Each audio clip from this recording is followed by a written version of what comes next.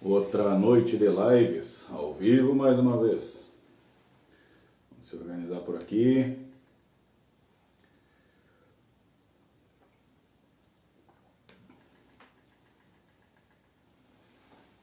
Boa noite, pessoal. Bruno, Pedro, Thiago,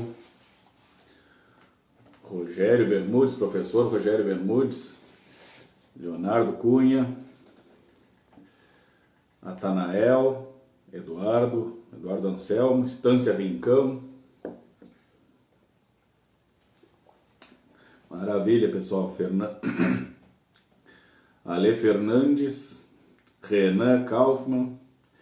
Pessoal, já tem gente respondendo aí, creio que estão todo mundo ouvindo, né? Som, imagem, sinal, tudo tranquilo aí, me confirmem por favor enquanto vão se achegando. Hoje eu de novo me lembrei de reiniciar o modem. A internet volta e meia começa a dar umas patinadas aqui, então quando eu me lembro eu reinicio o modem antes de começar, hein? Maravilha. Gabriel Campos, boa noite, Gabriel. Então, enquanto vão se achegando, pessoal, como de costume, se puderem nos ajudar a dividir essas informações com um pouco mais de gente, compartilhem aí cada um de vocês para mais umas 3 pessoas pelo menos, para que a gente possa multiplicar um pouco mais esse conhecimento que a gente vai dividir por aqui hoje. Márcio Peter, Cássio, Fronteira Adentro, Vedelago chegando, ó, nosso convidado se apontando na boca do brete. Enquanto isso eu vou me arremangando, tá frio, mas eu começo a tomar mate aqui, ligo esse refletor, aquece a peça. Otávio Rosa, Pardal.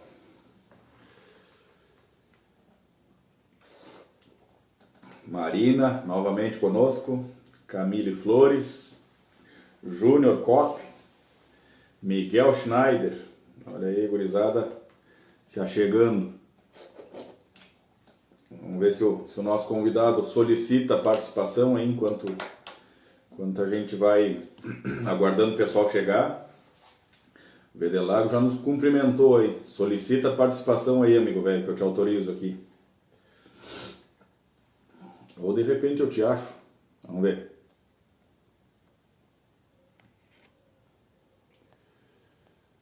Aqui, ó. Achei por aqui hoje.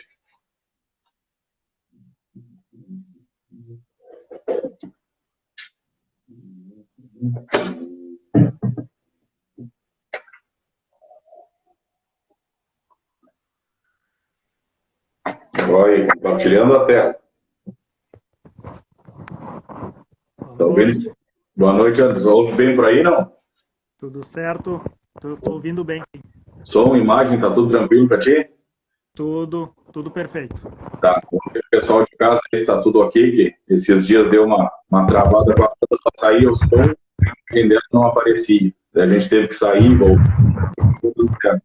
Pessoal de casa aí nos confirme se os dois estão aparecendo, se o som e a imagem de ambos está tudo ok para vocês aí. Beleza, o pessoal está confirmando aí.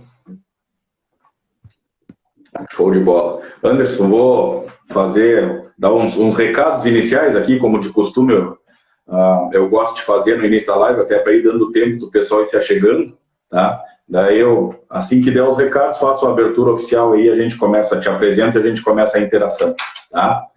Então, pessoal, lembrando que amanhã a gente encerra a semana aí com mais uma live, né?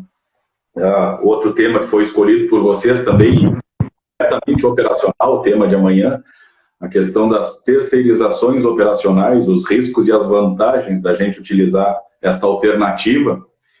E, obviamente, vamos trazer alguns relatos de caso para vocês aí, experiências que a gente já passou, que deram certo, ou que tiveram algum problema. Acho que vai ser bem interessante essa conversa de amanhã também. Tá? Mas outra coisa que eu gostaria de avisar, como eu já tinha dito no início da semana, que com essa função agora do final da colheita, o início dos planejamentos para a próxima safra, o pessoal, os clientes já terminaram de colher e já estão nos finalmente. Os que não terminaram já estão terminando, se não encerra, a gente tem que começar a fazer os planejamentos. Eu vou começar a ter menos tempo para estar tão presente aqui quanto tem sido nesse último mês, que obviamente aproveitei a questão da quarentena e o momento da colheita, que o pessoal estava focado nisso, para intensificar essa interação por aqui. Mas, como eu já disse, o objetivo não é parar, né? Não é a gente abandonar esse projeto da Pedra Moura Entrevistas, mas a gente vai ver o que vai ser possível de manter uma ou duas entrevistas, uma ou duas lives por semana, mas no decorrer do tempo a gente vai vendo. Mas já é certo que eu vou ter que reduzir, porque agora começou uma demanda no campo também para fazer visitas, inclusive possíveis clientes novos. Tem reunião semana que vem aí com 2, então meu tempo vai começar a dar uma escasseada, mas a gente vai achar uma maneira de pelo menos uma vez por semana, se conseguir 2, a gente seguir a interação com vocês. Tá? Outro recado que eu queria dar, eu não sei se foi uma atualização permanente do Instagram ou se foi só ontem que aconteceu, mas nas lives de ontem, as 2 vezes que a gente, a live inicial e depois quando eu voltei para o ar, não apareceu a opção para compartilhar nos stories, que a gente estava deixando por 24 horas. A opção que teve ali foi para postar no IGTV, e ainda assim eu só consegui postar a primeira parte da live, a segunda parte, meu celular travou quando encerrou a live, e eu não consegui salvar nem para mim o vídeo. Então, tá no IGTV a live de ontem, e ficou só com a primeira parte. Vamos ver se hoje o Instagram nos permite salvar nos stories como a gente estava fazendo, ou se eu vou ter que colocar no IGTV de novo. Tá? Mas vou tentar salvar as 2 partes, se a gente passar de 1 hora, né, Anderson? Mas tentar salvar toda a live na íntegra hoje, que ontem, infelizmente, ficou só a metade. Tá? Então, dados os devidos recados iniciais, como de costume, Demate Listo por aqui, Anderson também. Buenas, meus amigos, por aqui Fabrício Marques, Pedra Moura, consultoria agropecuária. Estamos dando início ao 21º episódio da nossa série de lives Pedra Moura Entrevistas.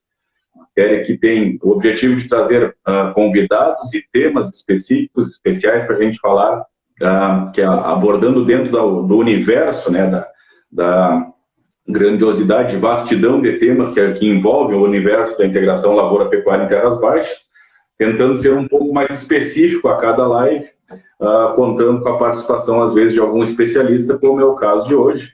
Nosso convidado, Anderson Vedelago, que é engenheiro agrônomo, também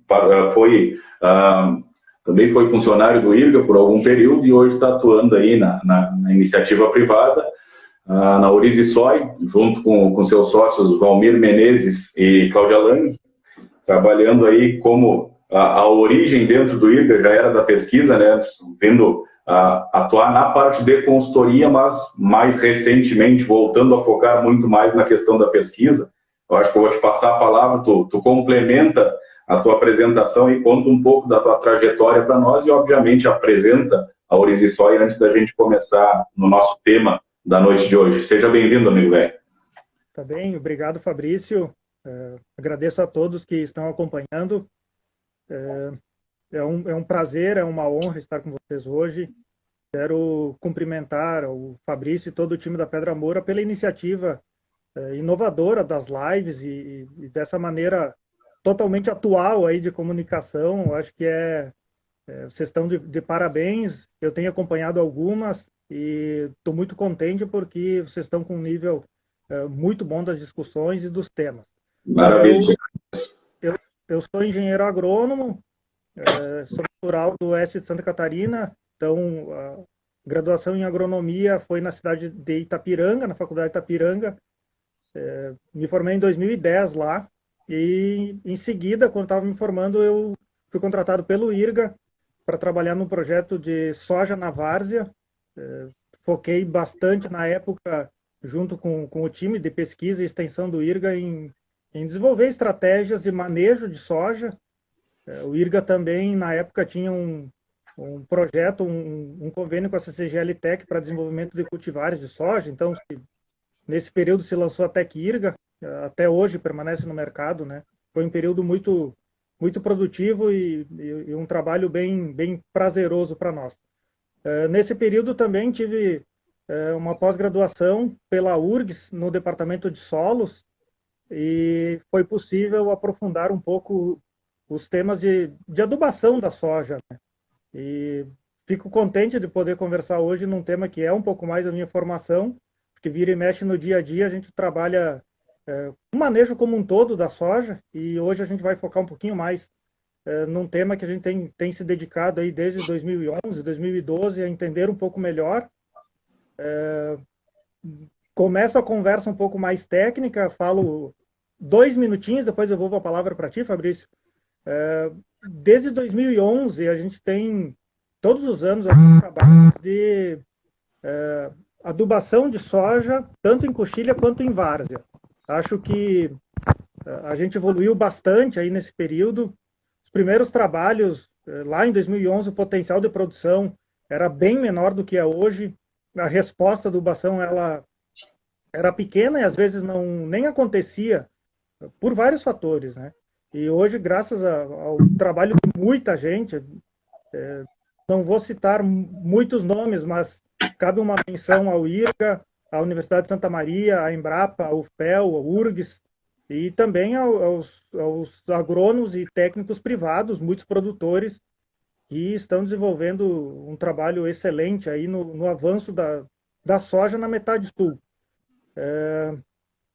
Nós temos condições para a soja na nossa região totalmente diferentes do que é o norte do estado, né? Solo vermelho. Então, vai ser mais ou menos nesse contexto da metade sul que vai ser a prosa de hoje. Então, vou devolver a palavra para o nosso anfitrião. Maravilha, a intenção era bem essa mesmo, Anderson. E, inclusive, eu já tinha mostrado esses dias. Conhece esse boletim aqui, não? Bons tempos. Então, tá aí comprovando, pessoal, esse é um boletim técnico da soja na várzea, lançado em 2012, do qual o Anderson é um dos autores. Vou citar os outros autores aqui: Anderson Vedelago, Felipe Carmona, Madalena Boeni, Cláudia Lang e professor Ibanor Anguinoni. Então, é justamente a fertilidade e a aptidão do uso dos solos para cultivo da soja nas regiões arrozeiras do Rio Grande do Sul. Então, tem tudo a ver com o tema que a gente vai falar. O objetivo era bem esse. Não por acaso a pessoa escolhida para abordar esse tema foi o Anderson, né? Justamente por o que ele acabou de relatar, da questão da formação acadêmica dele, da pós-graduação, mas também pela relação direta que tem aí com o início das pesquisas da soja na várzea. Aí o Anderson fez parte do time, que começou, como eu gosto de falar bastante, o Anderson acabou de citar isso também. A gente tem que ter muito cuidado ao tomar como referência questões de manejo que foram validadas em outras realidades, que na verdade, na realidade original da cultura da soja, né, que a gente que botou ela na várzea, a gente está colocando ela num ambiente que não é próprio dela, e obviamente, por isso mesmo, nós temos que fazer várias adaptações e termos o conhecimento da dinâmica dessa cultura dentro desse ambiente diferente. E tanto o pessoal da pesquisa, no caso que eu acabei de citar aqui, da pesquisa institucional, quanto das pesquisas on-farm, né, da gente entender, fazer parcelas, experimentos dentro das áreas, tanto de parcela quanto de quarteirão para quarteirão, a gente começar a entender um pouco melhor para criarmos a condição de entendermos a dinâmica dessa cultura e poder ter parâmetros, assim como tem nas terras altas, para que a gente ainda está muito recente isso, né? Então, o boletim ali de 2012, né? Não faz nenhuma década ainda, né? Então, tem muita coisa, lógico, a gente já avançou bastante, tem muita coisa que a gente já aprendeu, como manejar e o que é diferente, né? Mas é um trabalho contínuo aí para a gente seguir adaptando essa cultura para a realidade da várzea, para que cada vez a gente tenha mais sucesso com ela dentro do nosso sistema. Então, eu queria contextualizar o início da nossa conversa aqui, né, antes de começar a provocar algumas questões aí da parte mais técnica da live. Só fazer um comentário antes de contar, assim como eu relatei para o Rodrigo na terça-feira, o Anderson também lá no início da minha formação e colide com essa questão aqui do boletim, acho que foi um ano depois, assim como o Rodrigo nos finais de semana depois, servidor do IRB, cumpria a semana lá com o seu papel de servidor público, nos finais de semana tinha tempo para rodar nas lavouras, e o Anderson também rodou conosco aí no início da soja, principalmente na região do litoral norte, né, Anderson? Então, Palmares e Mostardas, bem no início, que inclusive estava na época a região não tinha nem zoneamento agrícola para a cultura da soja, né? Então, nós estávamos meio que desbravando a cultura naquela região ali e contamos com algumas visitas de apoio do Anderson para nos ajudar a entender e a definir os manejos dentro das áreas que a gente estava atendendo na região ali. Foi bem também com o início da Tec Irga, a Cláudia também visitou, bem no ano que foi lançada a Tec Irga, eu me lembro que eu tive 15 hectares dela na Fazenda Nova, lá no Rio. Inclusive a Cláudia foi visitar a lavoura conosco lá. Mas, enfim, só para dar uma contextualizada, que essa nossa interação também já é de tempos, né? E que a gente faz parte, a tua presença fez parte da nossa formação em relação de uma maneira geral e mais especificamente essa questão da soja em terras baixas aí, ajudou bastante no início, né? A gente entender essa dinâmica e começar a criar os nossos próprios conceitos para poder raciocinar em cima dessa cultura. Então, fica aqui em rede mundial de computadores a minha homenagem e o agradecimento à tua pessoa aí para essa ajuda desde o início. Eu é que agradeço a vocês e pode ter certeza que toda vez que a gente vai para uma lavoura, vai para o campo, a gente aprende alguma coisa. Então, eu sou muito grato a muita gente aí que desde 2009, final de 2009, início de 2010, que eu estou conhecendo um pouquinho do que é o cultivo em várzea. Se eu for citar todo mundo aqui, nós vamos passar a noite, mas tem muita gente. Sou grato eternamente pelo apoio e pelas oportunidades que tive. Acho que se a gente puder colaborar é nada mais do que a nossa obrigação aí no dia a dia. Maravilha. Então vamos dar uma contextualizada agora, Anderson. O objetivo é a gente falar da demanda nutricional da cultura da soja, né? Obviamente que a gente sabe que o nitrogênio é o nutriente mais demandante da cultura, embora tenha a questão da fixação biológica, né? Então, é tão importante esse nutriente, e como tem a questão da inoculação, da fixação biológica de nitrogênio, a gente tende a deixar ele ficar mais descansado por questão do nitrogênio, né? Tanto que eu acabei fazendo uma live específica sobre isso. Tá? Eu acho que, obviamente, se quiser fazer um contexto geral do nitrogênio, fica à vontade, mas como eu particularmente já fiz uma live falando especificamente sobre isso, eu vou procurar te provocar sobre os outros nutrientes, principalmente, né? Mas eu acho que o primeiro passo de todos, a gente tem tem até no nosso perfil aí, tem uma tabela de extração e exportação da cultura da soja, e correlaciona aí nitrogênio, fósforo, potássio, enxofre, cálcio e magnésio. Aí essa questão da demanda de cada um desses nutrientes aí por tonelada de soja produzida e a demanda da extração e exportação, que o interessante é que a gente tem esses números somados, porque por mais que uma parte possa voltar para o sistema, a planta para produzir vai extrair e depois ela pode nos devolve ou não. Uma parte é certo que vai ser exportada no grão, outra parte pode voltar para o sistema.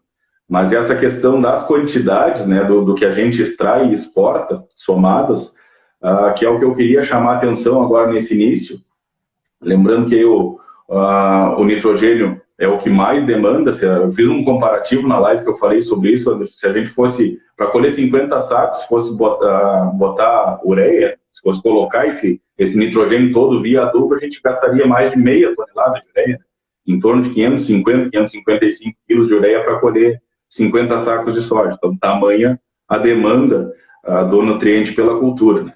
Mas os outros pontos aqui eu anotei para dar uma contextualizada inicial, né? A demanda do nitrogênio por tonelada produzida é de em torno de 83 quilos, a do fósforo 15, a do potássio 38, lembrando, extração e exportação somadas, né, pessoal?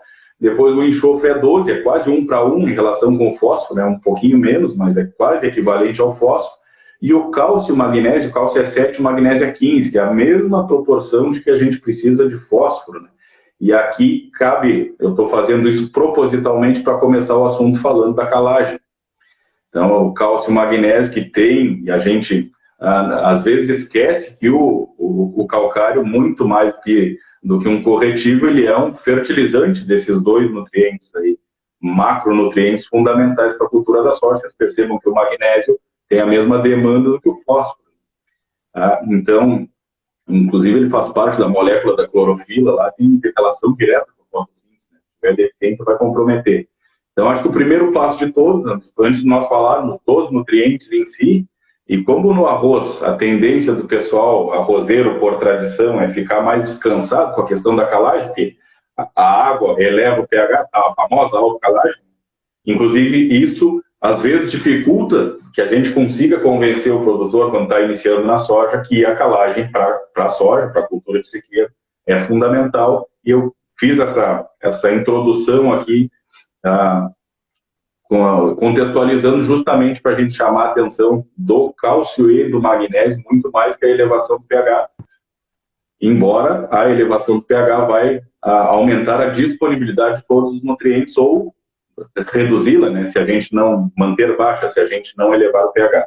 Então, acho que para a gente iniciar a parte do tema propriamente dito aí, acho que dá uma comentada sobre essa importância da calagem aí, depois tu faz os teus, começa a discorrer sobre o que tu preparou para falar para nós aí, que eu tenho algumas questões anotadas para te indagar, e conforme tu for falando, eu vou pescando alguma coisa para fazer um link aí com o que tu discorrer, tá? Beleza, Fabrício. A questão calagem em soja foi um tema muito estudado no Brasil na década de 70 e 80, né, com as grandes operações aí de Operação Tatu, enfim. E nós, até hoje, em 2020, nós barbeiramos bastante, principalmente nas quantidades e também na maneira de utilizar calcário. Concordo, Fabrício, com o teu posicionamento de que calcário também é fertilizante do ponto de vista de cálcio e magnésio. Sim. Naquele boletim que foi publicado no IRGA, fica muito claro de que os teores de cálcio e magnésio, até para arroz, em solos arenosos, que são a grande maioria dos nossos solos, pegar toda a planície costeira, com algumas exceções aí de partes mais baixas do relevo, que tem argila mais alta, matéria orgânica mais alta, mas isso é pontual, e alguns solos de campanha em fronteira oeste, nós temos aí estimado 70% a 75% dos solos bastante arenosos. Depressão central, solo Vacacaí, enfim. E nesses solos, nessas situações, falta cálcio e magnésio como nutriente para qualquer cultura, principalmente as leguminosas. Isso vai fazer uma diferença tremenda. Cálcio é tão importante que dentro da Uriza Soy nós temos linha de pesquisa em arroz e também em soja para estudar cálcio como nutriente, porque nós fizemos algumas avaliações iniciais e tivemos resposta muito grande, em arroz quase 2 toneladas a nível experimental, e nos chamou a atenção. Então nós começamos, é o segundo ano que a gente está lidando com isso, de estudá-los, além de como corretivos do solo, que é fundamental para a liberação de vários nutrientes e um equilíbrio nutricional da planta como um todo, estudá-los como nutrientes. E está sendo muito animador os resultados que nós temos em pesquisa. É cedo ainda para divulgação, mas só reforça de que nós precisamos um critério agronômico melhor na utilização de calcário. Pode ser o calcário, nossa fonte de cálcio e magnésio, sem problema nenhum. Claro. Desde que feitos de maneira adequada, calcário com boa qualidade, levando em consideração principalmente a relação entre esses dois nutrientes no solo. Tem situações assim pontuais no litoral que nós recebemos amostra de solo que o magnésio está num teor mais alto do que o cálcio. Então, agronomicamente, a gente precisaria mais magnésio nessa situação do que cálcio. E o que eu tenho visto a nível de recomendação usa calcário, sem muito critério de qual calcário, quanto usa, quando aplica, se incorpora, não incorpora, Sim. se tem alumínio em profundidade ou não. Então, esse é um ponto que, se nós executarmos o que tem na literatura, o que tem nos manuais hoje de adubação e calagem, nós vamos ficar bem servidos. Ainda é o beabá, pH 6 para soja, isso vai impactar também numa melhoria de nodulação. Soja responde muito à melhoria de nodulação de acordo com o pH do solo. Tem dois fatores importantes. Um é a sobrevivência do inoculante, da bactéria, que em meio ácido sobrevive por menos tempo, e também a sinalização bioquímica da soja com a bactéria que nós colocamos, o risóbio do inoculante. Em situações de pH próximo a 6, a comunicação bioquímica acontece melhor, a nodulação é melhor e a planta se beneficia produzindo mais. Então, tem também, se a gente for entrar um pouco mais do ponto de vista técnico, a compra de calcário hoje ela é feita muito baseada em cima de PRNT. É óbvio, preço e PRNT. É isso hoje que o agricultor leva em consideração. E nós temos alguns fatores que estão nas entrelinhas dos manuais e que nos fazem errar no campo. Se a gente pega a tabela do SMP, por exemplo, que é talvez a que a gente mais usa para recomendar calcário na metade sul, tem um valor de SMP na análise do solo, X quilos de calcário por hectare aplicado. Para pH 5,5, pH 6, 6,5, assim por diante. Para solo arenoso, que a densidade do solo ela naturalmente é maior do que 1, chega a 1,3, 1,4, algumas situações, falta calcário pela tabela do SMP para jogar o pH em 6. Então, digamos, tem uma situação que demanda 3 toneladas de calcário pelo SMP. Eu aplico 3 toneladas, o pH não chega em 6. Ele fica em 5,5, 5,6, 5,7 e se acaba por aí. Então, nós, para solo da metade sul, à exceção dos argilosos, nós teríamos que, pela tabela do SMP, acrescentar de 20% a 30% e fazer a correção do PRNT para nós jogarmos o pH em 6. Então, é muito comum o pH chegar próximo a 6 ou passar um pouquinho na segunda, terceira aplicação de calcário numa lavoura. Aí sim, aí a quantidade aplicada já é a suficiente. Agora, o ideal é que a gente faça isso em menos tempo, principalmente a área própria e o produtor que tem capital para investir. Cultivar soja com pH 4,8, 5, 5,2, a gente está perdendo dinheiro. Então, na minha visão, calcário ele é um alicerce da lavoura, né? A gente precisaria ter um pouquinho mais de cuidado na recomendação e na adoção dele. E também uma dica pequena aí para quem busca residual maior do calcário. Eu quero aplicar calcário e ficar 5, 6 anos sem aplicar. Nós teríamos que buscar calcários com PRNT baixo, 50%, 60%, 65%, porque o PRNT é uma medida de reatividade. Quanto maior o PRNT, mais rápido o calcário vai reagir no solo. Quanto mais baixo é o inverso, mais tempo ele demora para reagir. E com o PN, PN é poder de neutralização, está lá na análise de calcário. Quem compra calcário e pede análise vai ter vários parâmetros, né? Teor de cálcio, magnésio, PRNT e PN, esses são os principais. Com o PN mais alto possível. Então, PRNT baixo e PN alto. Nem sempre se consegue isso nos calcários, mas a qualidade do calcário nós temos como uma verdade absoluta, que é o PRNT que manda, e isso não é uma verdade. A gente precisaria considerar, além do PRNT, o PN. Aí sim, se eu conseguir uma situação de PRNT baixo e PN alto, eu posso até pagar um pouquinho mais por esse calcário, que ele vai durar mais tempo no solo. E operacionalmente é muito melhor nós resolvermos o problema uma vez e ficarmos 3, 4, 5 anos, 6 anos em algumas situações sem voltar a aplicar calcário. Acho que nós teríamos um ganho operacional muito grande, considerando que no verão ou tem arroz ou tem soja nas nossas áreas, e o nosso inverno tem pastagem e, na grande maioria das situações, chove muito, em excesso no nosso inverno, já não tem condição operacional para aplicar em todos os meses. Então, nós teríamos, quando fazer a intervenção de calagem, resolver o problema por longo tempo. Acho que seria mais ou menos por aí a questão calagem. Os fertilizantes, caberia uma utilização de fertilizantes que tenham, além do fósforo, potássio, nitrogênio, que tenham enxofre, cálcio, magnésio. Seria uma maneira bem tecnicamente legal, positiva, para a gente fazer adubação, cumprir os critérios, aí é até matemática, os números que o Fabrício levantou no início de demandas da soja em extração. Se nós atendermos esses números matemáticos, eu pegar o número do nitrogênio, por exemplo, 80 quilos, 83, lógico que a gente não aplica isso. Mas se a matemática fecha esse número, nós não usamos muito da poupança do solo.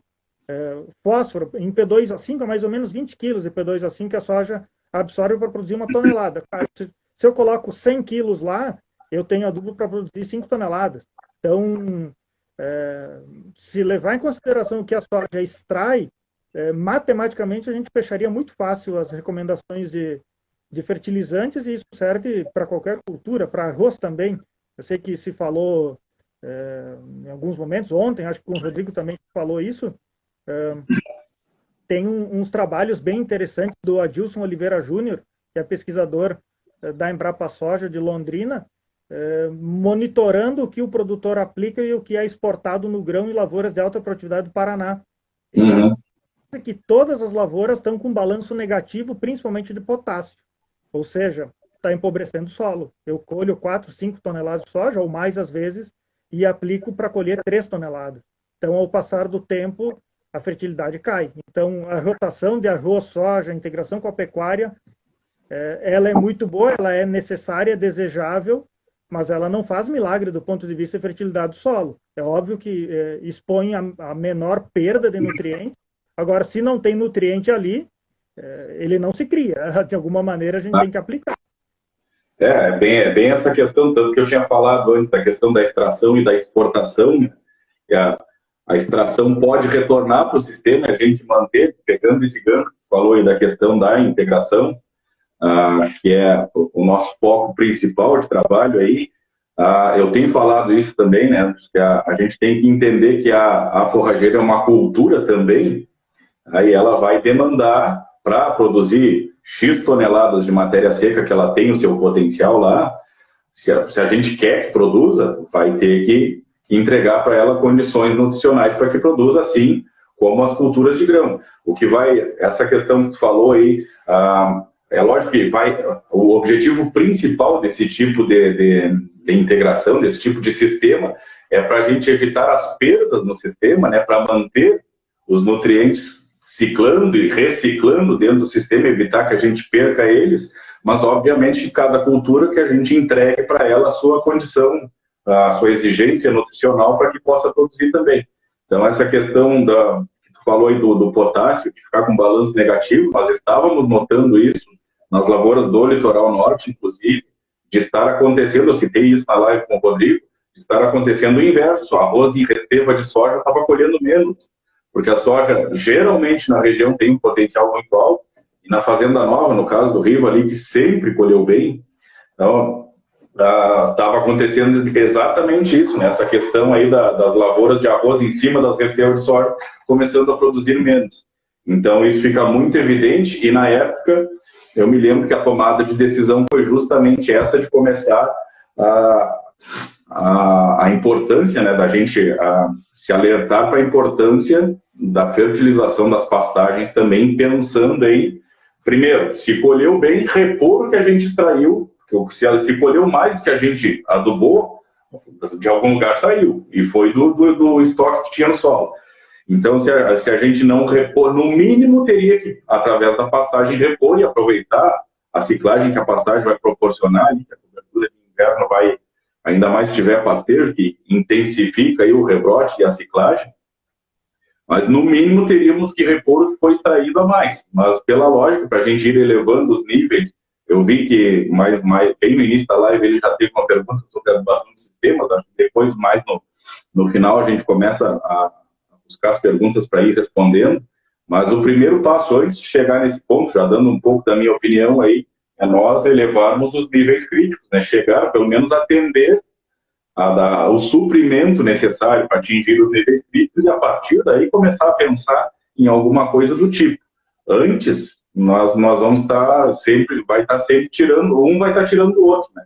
Então, essa questão que tu citou aí, eu concordo plenamente contigo, cara. É importante que a gente, e é uma coisa que eu tenho frisado bastante também, que a gente aproveite o sistema vai nos beneficiar para evitar perdas, mas ele não vai criar o que não existe, né? Ele vai ficar ciclando, vai manter o sistema, deixando mais disponível, é verdade, tá? Trazendo as camadas mais profundas, trazendo mais para a superfície, pela função da ciclagem e principalmente da urina e esterco do gado, que vai ficar mais disponível, mas vai ciclar o que tem ali e não vai aumentar a tendógena. A gente pode aumentar a questão de matéria orgânica. Daí é aumentar um pouco de retenção. Foi uma das coisas que a gente falou com o Rodrigo, da capacidade da CTC, né? Capacidade de troca de cátion. Daí para a gente elevar, a única maneira de elevar a CTC de um solo, que a gente não pode mexer na argila, a textura do solo a gente não consegue mexer, através da matéria orgânica. É lógico, isso é um processo muito, muito longo e contínuo, né? E a gente vai levar muito tempo para mexer 1%, né?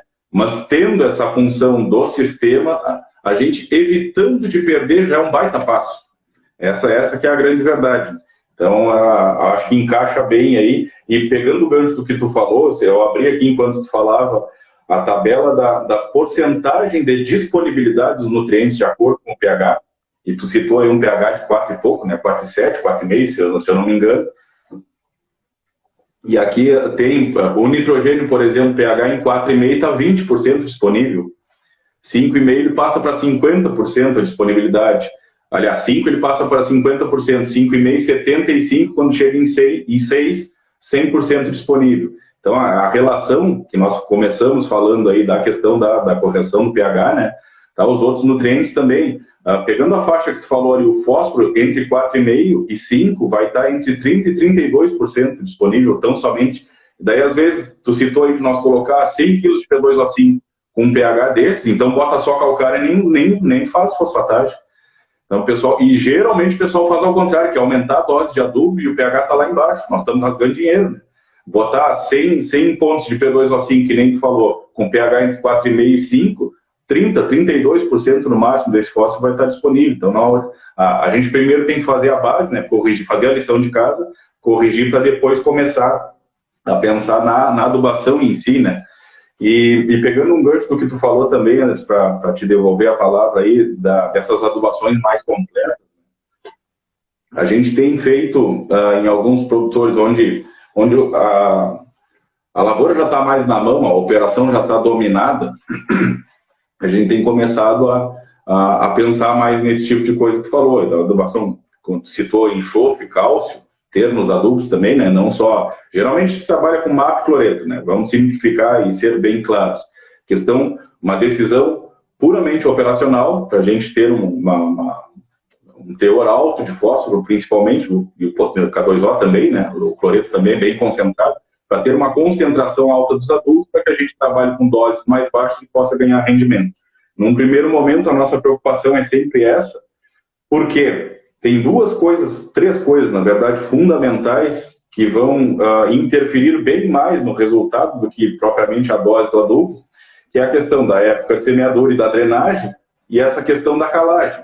Então, essas três coisas é o que o pessoal mais peca até hoje. Daí, aonde a gente já dominou, o cara faz 3, 4 safras que planta sempre dentro da época, já a macro e a micro drenagem estão dominadas, o cara está sempre fazendo calagem, bueno. Então, agora vamos começar a nutrir mais equilibradamente, porque o preceito básico foi atendido e a gente já está entregando para a cultura uma condição de responder àquela nutrição mais balanceada. Mas te dando uma posição de consultor, como que a gente se posiciona geralmente em relação a isso, o primeiro passo é simplificar a operação para garantir que vai fazer. Tá? E daí depois sim, depois que está dominado, bueno, daí vamos começar a partir para essa parte que tu falou, que eu concordo, é plenamente importante, mas desde que a gente já tenha esses outros preceitos anteriores cumpridos, senão nós vamos fazer, como é que é, tem uma expressão, o cara tentar fazer uma andorinha e sair um urubu. Tá?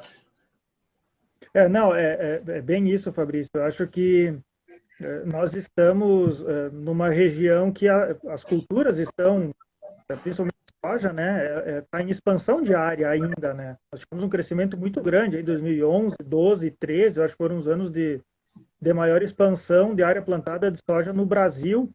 Eu lembro que a gente ia nos eventos em outros estados, o Rio Grande do Sul, se falava muito mais da soja aqui da nossa região do sul do que propriamente da região tradicional de cultivo de soja.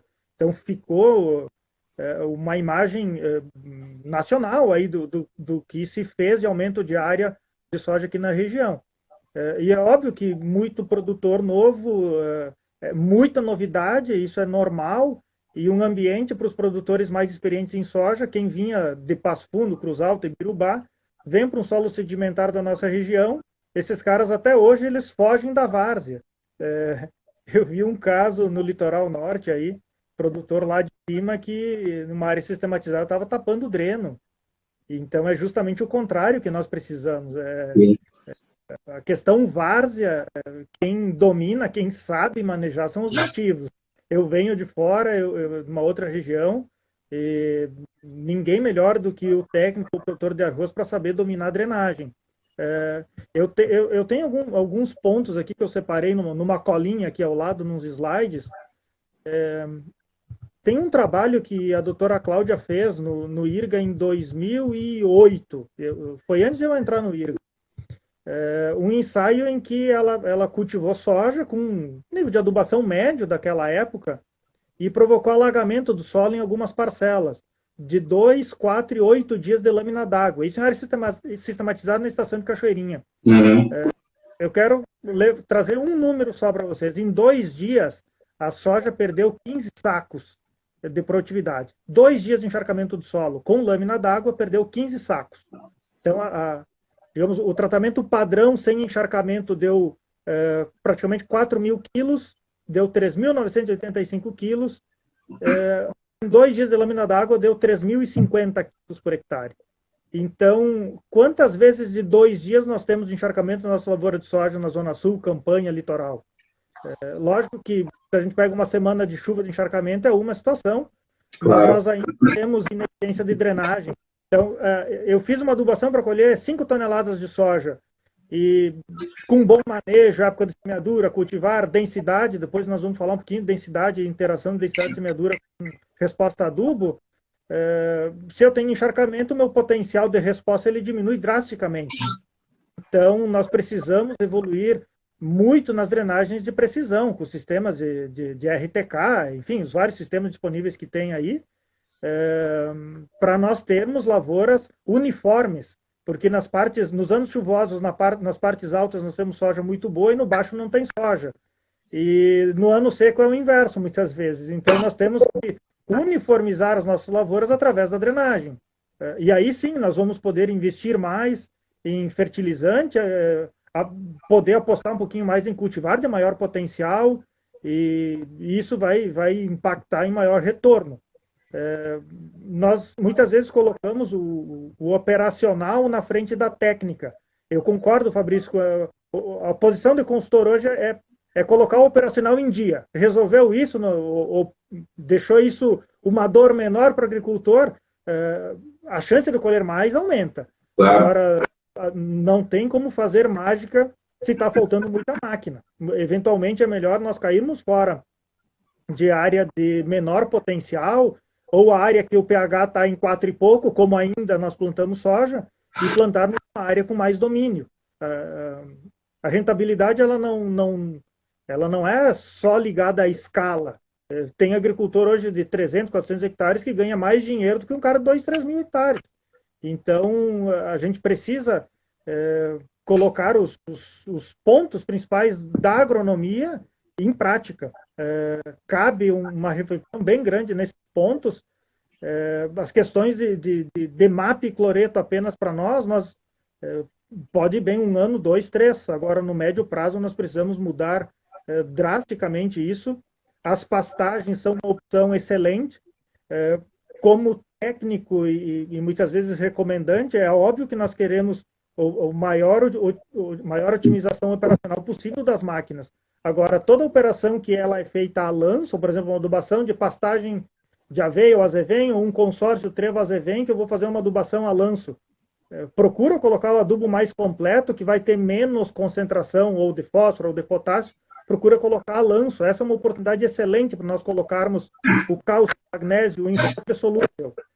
Nós temos respostas muito grandes hoje aos macros secundários, que são enxofre, cálcio e magnésio. Respostas muito grandes.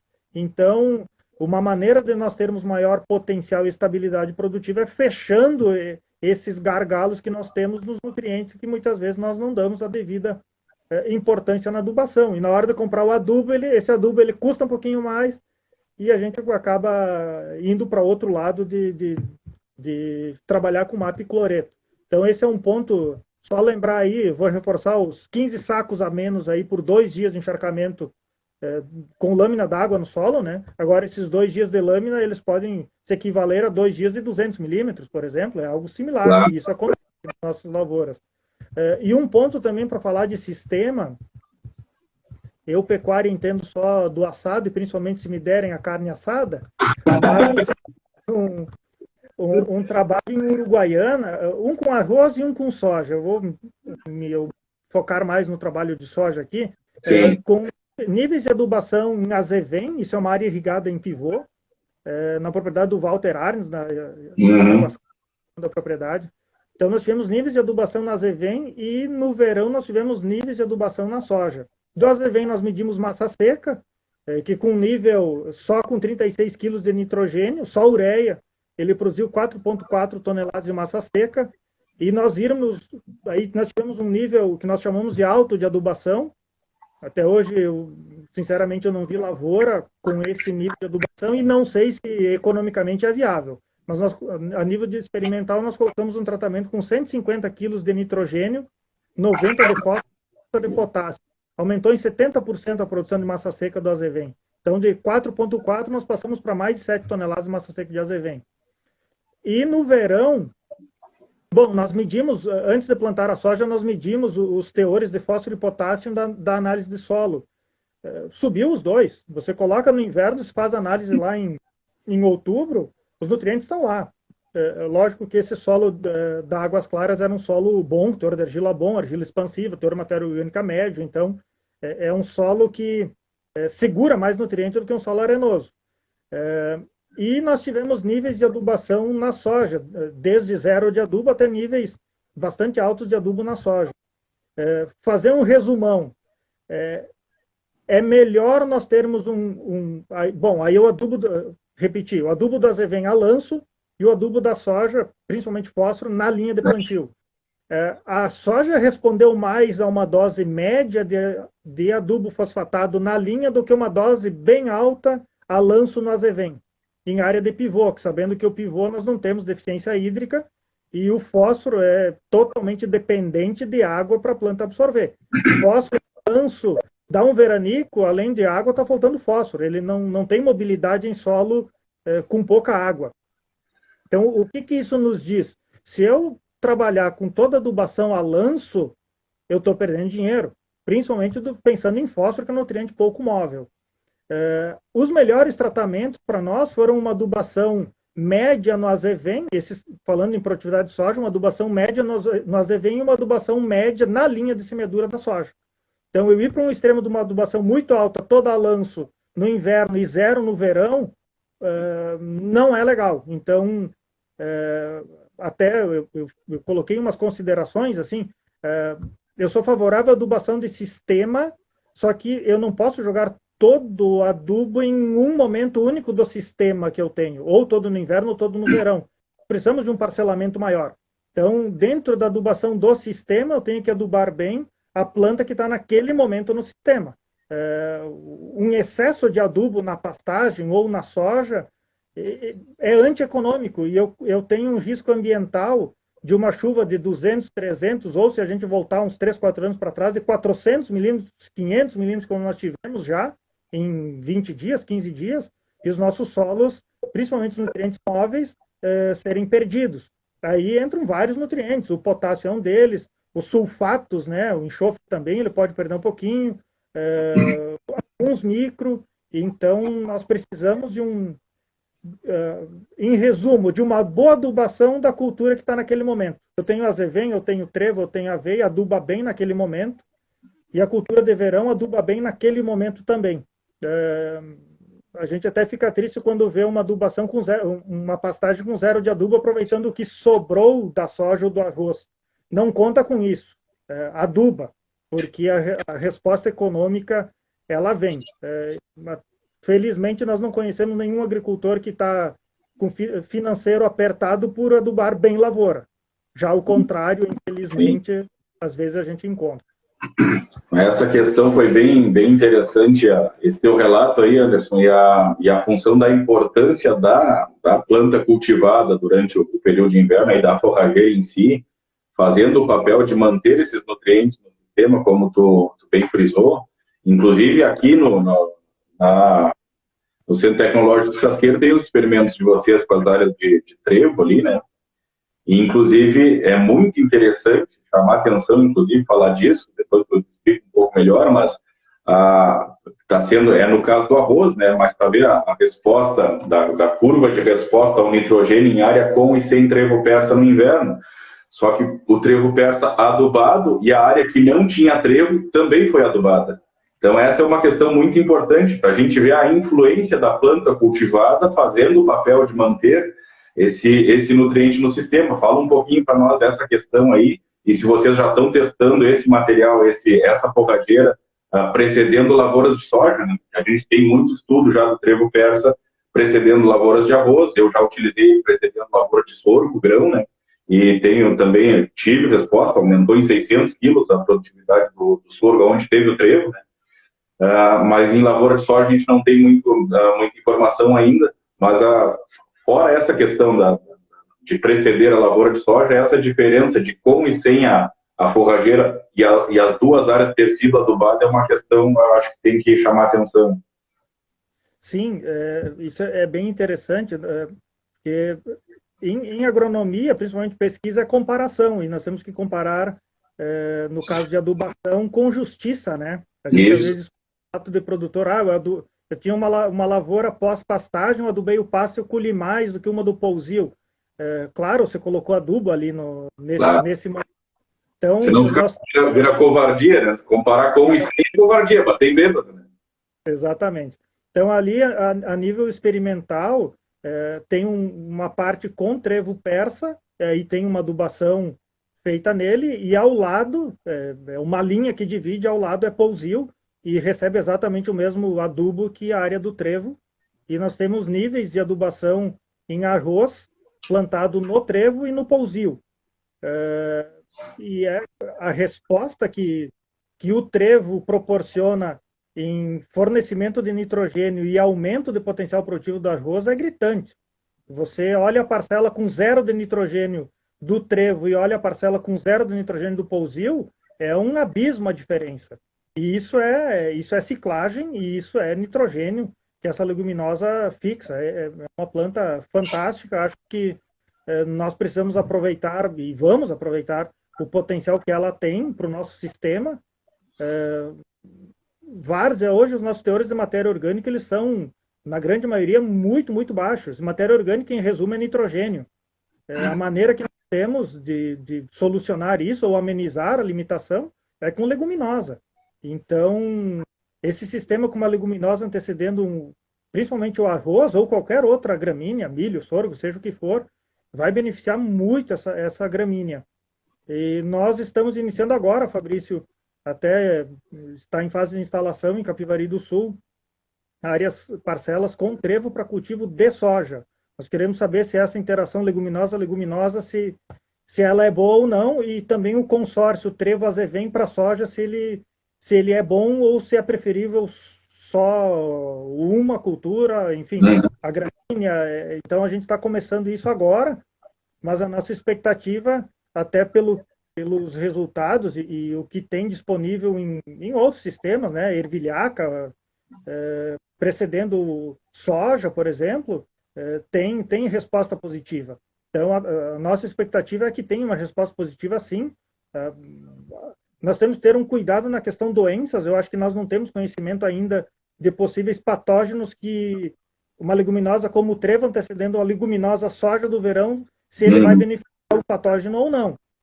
Então, isso a gente vai precisar ter um cuidado. Nós já vimos áreas com mofo branco, em Santa Vitória do Palmar ou em Palmares, esse mofo branco veio via semente de soja. E se eu tenho uma leguminosa no inverno, talvez esse mofo branco consiga completar ciclo e nos trazer um problema na soja numa região de baixa altitude. Mas a nossa expectativa é que com um bom manejo, boa semente, se tenha vantagens nesse sistema. Tecnicamente, eu acredito um pouquinho mais até no consórcio trevo-azevém, pensando em soja, do que só leguminosa. Obviamente que isso é para áreas bem drenadas, áreas com má drenagem, talvez um volume grande de palha até nos faça colher menos nos anos mais chuvosos e seria um risco maior. Mas nas áreas bem drenadas, eu acredito que é uma possibilidade muito boa de melhoria de solo e melhoria do potencial produtivo. E nós podermos, aí sim, aumentar a matéria orgânica, aumentar a CTC, é um trabalho de médio e longo prazo. Eu acompanhei um pouquinho a live que fizeste sobre a questão de escarificação, enfim, uma necessidade que nós temos hoje para a soja responder a adubo, que é o grande tema da nossa conversa aqui. Sim. Áreas compactadas, elas praticamente não respondem ou respondem muito pouco a fertilizante. nós temos algumas experiências, até tu citou esses dados, Sim. fantásticos. Assim, você faz uma operação, você ganha 10, 15, 20 sacas de soja. É muito dinheiro em jogo numa operação simples e nós ainda estamos, de certa forma, negando essa operação no campo. São poucas áreas hoje descompactadas.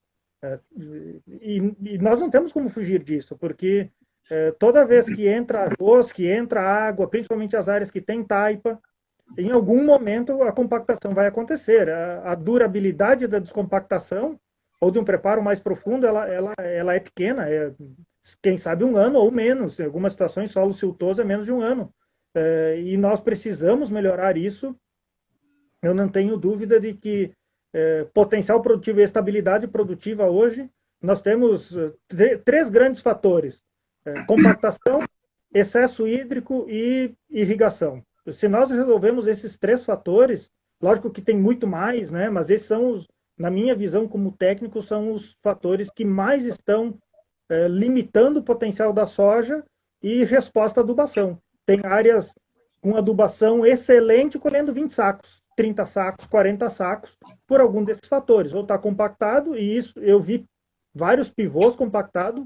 Tem uma foto de um pivô de Jaguarão, foi o Valmir que tirou, até hoje eu uso essa foto nas palestras, que é uma planta de buva que a raiz faz um L. E o cara com taxa variável no pivô, investindo em agricultura de precisão, mapas de fertilidade, de adubação, a taxa variável, fantástico, uma informação preciosa. E o cara perdendo 15, 20 sacos de potencial por compactação. Ele ganha mais dinheiro descompactando do que colocando fertilizante em taxa variável.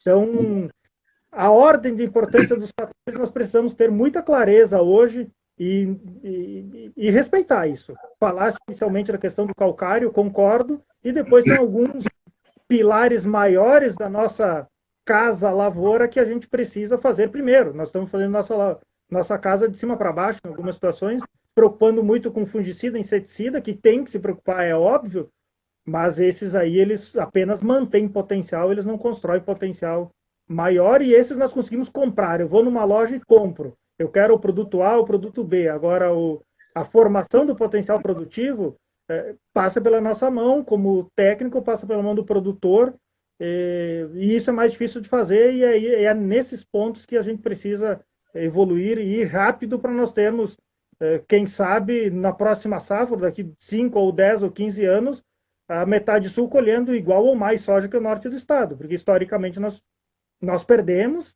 e a gente tem condição ambiental, nós temos luz, nós temos fotoperíodo, nós temos temperatura, até para superar os caras, mas agora a gente precisa evoluir muito em manejo, passando por descompactação, melhoria de drenagem e suplementação hídrica. Eu acho que aí está a chave para nós termos êxito nas lavouras. Perfeito. Na verdade, parece até que a gente combinou, né? Porque a linha de raciocínio é completamente essa, o que tu falou aí da casa, inclusive esse mesmo exemplo eu já utilizei, e essa função do pessoal tá pensando de cima para baixo. A gente nota muita preocupação do manejo fitossanitário, geralmente é o que mais o pessoal se preocupa. A preocupação principal, cultivar e número de aplicações. Que cultivar é quantas aplicações eu vou fazer. Geralmente a preocupação inicial é essa. E eu concordo plenamente com o que tu falou, tinha citado antes a questão da drenagem, da época de semeadura e da calagem, e a questão da descompactação. Quando eu estava falando, teve alguém no chat aqui que falou a questão da compactação, que eu não tinha citado, e agora tu complementou, e eu acho que aí a gente fecha os 4 pilares, a fundação, a base da nossa casa, para começar, inclusive, a investir numa fertilização mais equilibrada, como a gente também citou, e o manejo fitossanitário de uma maneira geral. Vamos fazer o seguinte, Anderson, a gente encerra o que a gente programou, né? Eu tenho algumas questões aqui para te indagar. Fabrício, se tu me permite. Se tu me permite, eu tenho um ponto de densidade de semeadura e adubação, uma interação que nós temos no trabalho. A gente vai continuar. O que eu quero combinar contigo é para a gente continuar o que está programado, tanto o que tu programou aí, quanto as questões que eu anotei para te, 2 perguntas específicas que eu anotei para te fazer, e depois a gente tenta salvar um final da live, um momento final para interagir mais com o pessoal do chat ali, que tem algumas perguntas já que foram feitas. Tá? Mas enquanto o pessoal vai retornando aí, eu queria fazer 2 comentários, a questão do escarificador, que foi a última coisa que tu estava falando ali, que a gente estava falando da questão da compactação, né? E sem sombra de dúvida vai fazer total diferença, inclusive na resposta do fertilizante, principalmente pelo volume de raiz que a planta vai ter. Vai desenvolver mais volume de raiz, e isso tem relação direta com a questão dos fungos de raiz também, né? Que eu citei isso na live dos escarificadores. A gente se preocupa muito com a questão da água quando pensa no escarificador, né? Então, a gente pensa geralmente em déficit hídrico, né? Mas vai ter influência direta na questão da maior ou menor pressão de fungos de raiz. Lembrando que eles estão alojados em 5 e 10 centímetros, né? É nessa camada mais superficial do solo, geralmente em 5 e 7,5, para nós fazer uma média aí. E se a gente conseguir romper, fazer com que a raiz vá para baixo, a gente escapa, porque esse tipo de solo compactado, que nem citou, de uma bufa, torcer a raiz, 80% do volume das raízes vai estar nos primeiros 10 centímetros. Então, vai dar em cheio no olho do furacão dos fungos. E a outra questão que vai beneficiar também o escarificador tem influência direta com a absorção, com o aproveitamento do nitrogênio, que é a questão que tu citou da nodulação bem feita em relação à acidez, que tu estava comentando antes, mas o oxigênio é fundamental para o rizoma fixar nitrogênio também. Então, vai beneficiar um outro fator. Então, a nutrição da planta está diretamente relacionada à sanidade e volume do sistema radicular. Então, tem uma relação direta. Isso daí vai, como foi muito bem colocado, essa questão aí, ter lembrado dessa questão da escarificação. E eu comecei a rir quando falou, porque eu usei um exemplo no dia da live dos escarificadores, que é tanto dado, quando tu falou dos dados que vocês têm, que eu citei os dados do professor N. Marquesan da UFSM, citei os nossos relatos de caso aí de propriedades de lavouras que a gente já utilizou e as respostas de produtividade que deram. E daí tem gente teimando com o pedido dos dados, parece que a pessoa é a mesma coisa, tu sair e dirigir num lugar, andar de carro num lugar que tu nunca andou e tu ficar questionando o GPS. Ele ficar duvidando da orientação que o GPS está te dando, ele está te indicando o caminho, vai lá e segue aquele caminho. Então, a sensação que eu fico com esse tipo de dúvida, se faz ou se não faz, o receio de fazer, na minha maneira de ver, é um questionamento do GPS. O troço está te apontando o caminho e tu está te negando a fazer. Então, essa questão, eu acho que foi muito bem lembrada aí. E a outra coisa que eu queria comentar, quando nós estávamos falando, foi a pergunta que eu te fiz do trevo, precedendo lavoura de soja, pela linha de raciocínio, inclusive, que tu falou aí, dos nossos níveis de matéria orgânica, de uma maneira geral, são muito baixos, né? Os nossos solos são pobres em matéria orgânica. E lembrando que a demanda do nitrogênio, que eu comentei, que tinha feito uma live específica falando sobre isso, por mais bem nodulada que esteja a lavoura, a fixação biológica de nitrogênio vai nos entregar 80%, 85% no máximo da demanda da planta. Vai faltar de 15% a 20% de nitrogênio para sair de algum lugar.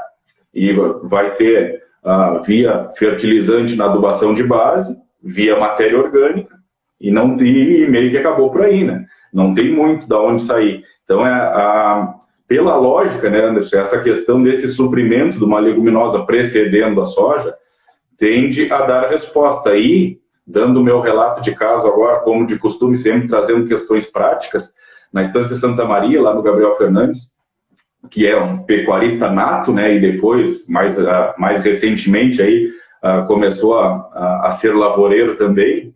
E eu me lembro que na primeira safra que a gente atendeu lá, quando chegou o momento da dessecação das pastagens, tinha uma área, o potreiro 7, que é o melhor potreiro da propriedade até hoje. Inclusive, essa safra, quando o Gabriel estava colhendo, me mandou um vídeo do 7.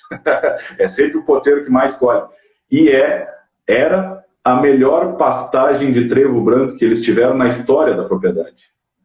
Então, a gente teve já, o azeite geralmente é melhor naquela área, a gente teve aveia branca no inverno para colher, para dar boia para as ovelhas no coxo, foi uma baita uma produtividade da aveia, e a soja sempre, o potreiro campeão da soja é aquele lá. E muda cultivar, muda a safra, e não interessa, é sempre o potreiro que mais colhe. Então, dando um relato de caso prático, né, dessa questão aí, eu me lembro a tristeza do Gabriel no dia da aplicação do dessecante, aquele passajão de trevo que eles tinham perenizado há anos já, né? E tem uma outra informação extremamente importante. Esse mesmo poteiro tinha subdivisões. Agora que eu me lembrei disso, estava um dia, estava eu, o Gabriel e o Sérgio Faustic, que é o veterinário que atende eles também lá. E todos os anos acontecia desse mesmo poteiro que eles, com a lavoura, tiraram as subdivisões, né, que antes era mais piqueteado por causa dos pastejos, e tem uma parte do poteiro que sempre a soja tinha um degrau de estatura, que ela vinha até um nível, o poteiro como um todo era muito bom, mas tinha uma parte dele que a estatura da soja geralmente era menor. E todos os anos acontecia aquilo, acho que era a terceira safra já, e eu comentei com eles, nós estava passando ali, e eu comentei com eles, isso se repete, todos os anos acontece daqui, o que vocês tinham diferente de manejo, aproveitando que o Sérgio estava junto, que é quem fazia o manejo das pastagens, e eles se olharam assim, e daí nós estava bem na divisa, onde era o arame que dividia a pastagem de trevo com a pastagem de azevém. Então, eles tinham aqui a divisa, daqui para cá era só trevo, e daqui para cá era trevo com azevém ou só azevém. Então, fica o relato de caso aí das vivências que a gente já teve. Eu creio que vai dar resposta nos testes que vocês estão fazendo, e no campo a gente já observou. Então, e complementando com a questão técnica que eu falei do suprimento da fixação biológica, que é insuficiente, né? Ela vai nos entregar, na melhor das hipóteses, 85% da demanda da planta, e nós vamos ter que tirar nitrogênio de algum outro lugar. Tá? Então, te devolvo a palavra para continuar com a linha de raciocínio. Não, é bem... Nitrogênio é super importante para a soja, e se você tem uma pastagem de trevo de longa data, aí tem mais nitrogênio. Provavelmente o trevo persa vai fazer o mesmo. Pois é, imagino que sim. Vamos torcer para não ter, no médio e longo prazo, os problemas fitossanitários de sucessão leguminosa. Acho que dá para lidar com isso e, de alguma maneira agronômica, ter esse sistema mais longevo e sustentável. Bom, tem um ponto que é super importante para nós, para a soja, responder a qualquer melhoria de manejo e também de nutrição.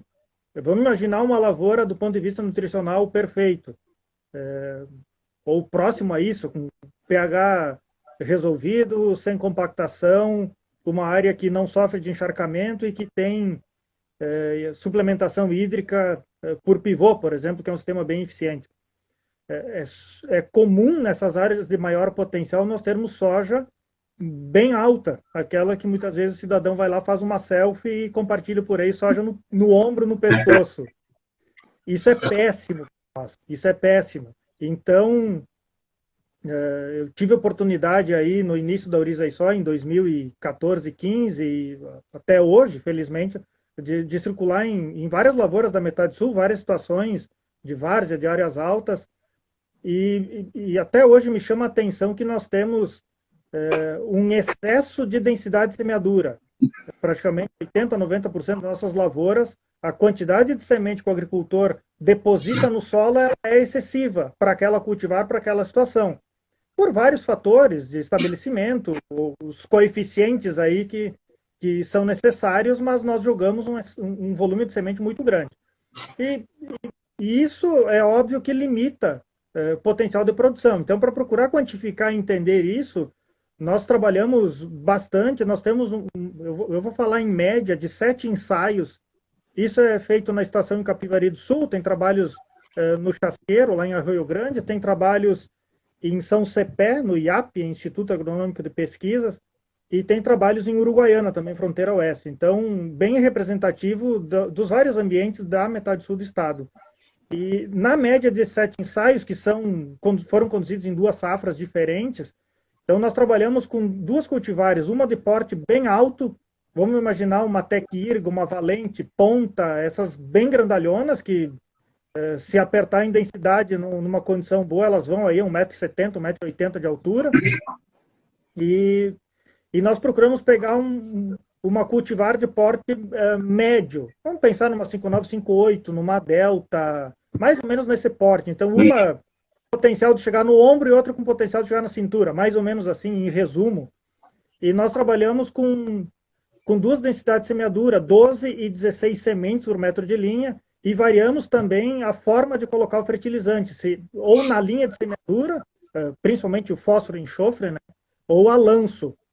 E independente da cultivar, do porte, se é uma mais baixa, se é uma mais alta, a maior resposta à melhoria de fertilidade, que é o fertilizante na linha, né, principalmente fósforo, e esses ensaios eles têm um complemento de potássio na floração, nós dividimos o potássio porque nos ensaios não temos resposta a parcelamento. Minha pergunta estava anotada aqui, tu adiantou uma das perguntas que eu ia fazer. Depois a gente volta que esse é um nutriente bem importante para nós aí, e a gente fala um pouquinho mais dele, tem umas experiências do mestrado bem interessantes para dividir com a turma que está online aí. Mas assim, em resumo, vamos imaginar cultivar de porte médio, adubação na linha, os 7 ensaios nossos, alguns são irrigados, outros não.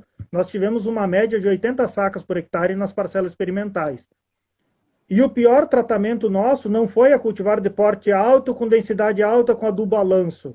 Foi a cultivar de porte alto com densidade alta com adubo na linha, porque fez acamar mais do que a adubação a lanço. Então, uma lavoura de uma cultivar alta, com densidade alta de semeadura, se eu melhoro a nutrição, eu posso colher menos soja do que uma nutrição no nível médio. Por excesso de acamamento, a planta acaba se autolimitando. Uma planta fantástica para responder à melhoria nutricional é arroz, gramíneas, milho. Agora, leguminosa, no caso da soja, ela tem uma grande resposta em aumentar a área foliar. E teve uma palavra um dia de campo do professor Lucas Navarini, que trabalha com parte de fungicidas, ele falou que folha não enche silo. E realmente, se nós temos folha em excesso, não enche silo. Então, nós precisamos, à medida que nós melhoramos as condições de desenvolvimento da soja, aí está a nutrição envolvida, nós precisamos ajustar a densidade de semeadura e é uma afirmação. As cultivares mais baixas têm potencial maior de produção. Se encurta muito o ciclo, eu posso perder estabilidade de produção, mas potencial tem. Então, produtor de pivô, área numa condição de maior armazenamento de água, nós temos que, aos poucos, dando preferência para os cultivares de porte mais organizado. Cultivar que melhora a condição de potencial, ela não pode virar em excesso de folha, ela tem que produzir grão. Então, a gente não tem nenhum ganhador hoje de concurso de produtividade, ou SESB, ou os concursos regionais, com um cultivar de 1,80 m de altura. Quem ganha é cultivar baixinha.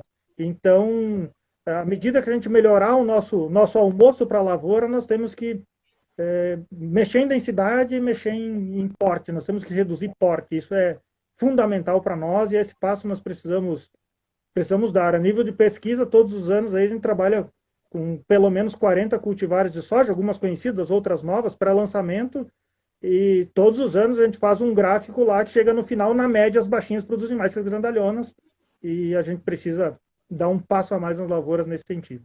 Até fazendo um comentário de um relato de caso também do Ivo Frari, que era o gerente técnico da Sementes Mutuca, Paraná, que veio num dia de campo da Porteira Dentro, lá na Fazenda Nova. Ele fez uma palestra antes da gente sair para o campo. E daí ele estava batendo muito nessa questão do porte, né? Que ele disse que ele gosta de tudo baixo, né? Soja baixa, trigo baixo, a minha esposa é baixa, inclusive bem isso ele falou, né? E daí eu não me lembro quem foi que perguntou de alguma questão, dessa questão do porte específico, né, de planta mais alta, e ele respondeu com outra pergunta, tu quer lavoura para grão ou para silagem? Aí, se é para silagem, tudo bem, daí vamos produzir mais, vamos fazer ela vegetar mais. Mas essa questão, Anderson, desse teu dado aí das avaliações de vocês, eu acho que a gente passa, conforme a gente foi evoluindo na live aí, falando das questões fundamentais, né, e a gente foi, cada vez está melhorando mais a sintonia.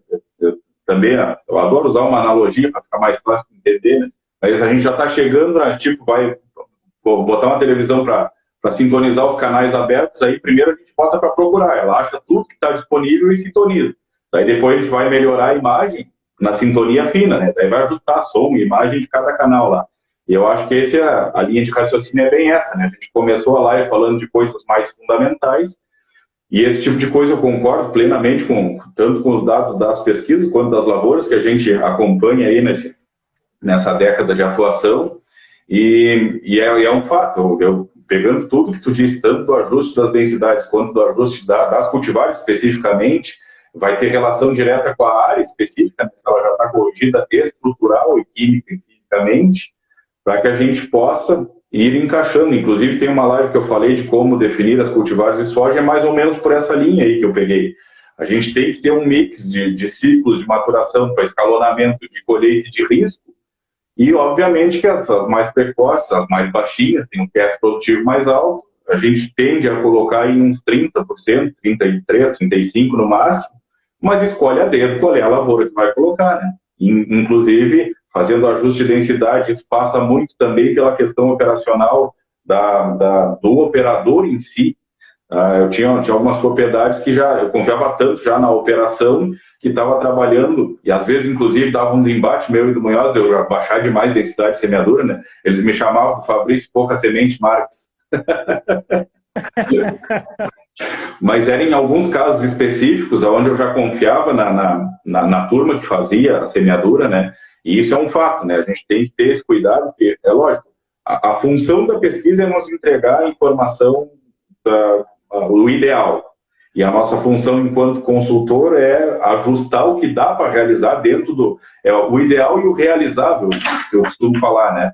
E obviamente que a gente tem que estar sempre procurando chegar mais próximo do ideal, mas o conhecimento de causa de cada propriedade em si e das pessoas que vão executar as operações tem uma relação direta para a gente conseguir chegar nesse nível. Em alguns casos a gente já conseguiu, tanto que os guris me apelidaram dessa. E comigo tu andou, aquele relato que eu dei no início da live, da gente rodar nas lavouras, lá do litoral norte, inclusive foi uma coisa que tu percebeu, as minhas áreas tinham um pouco menos de população.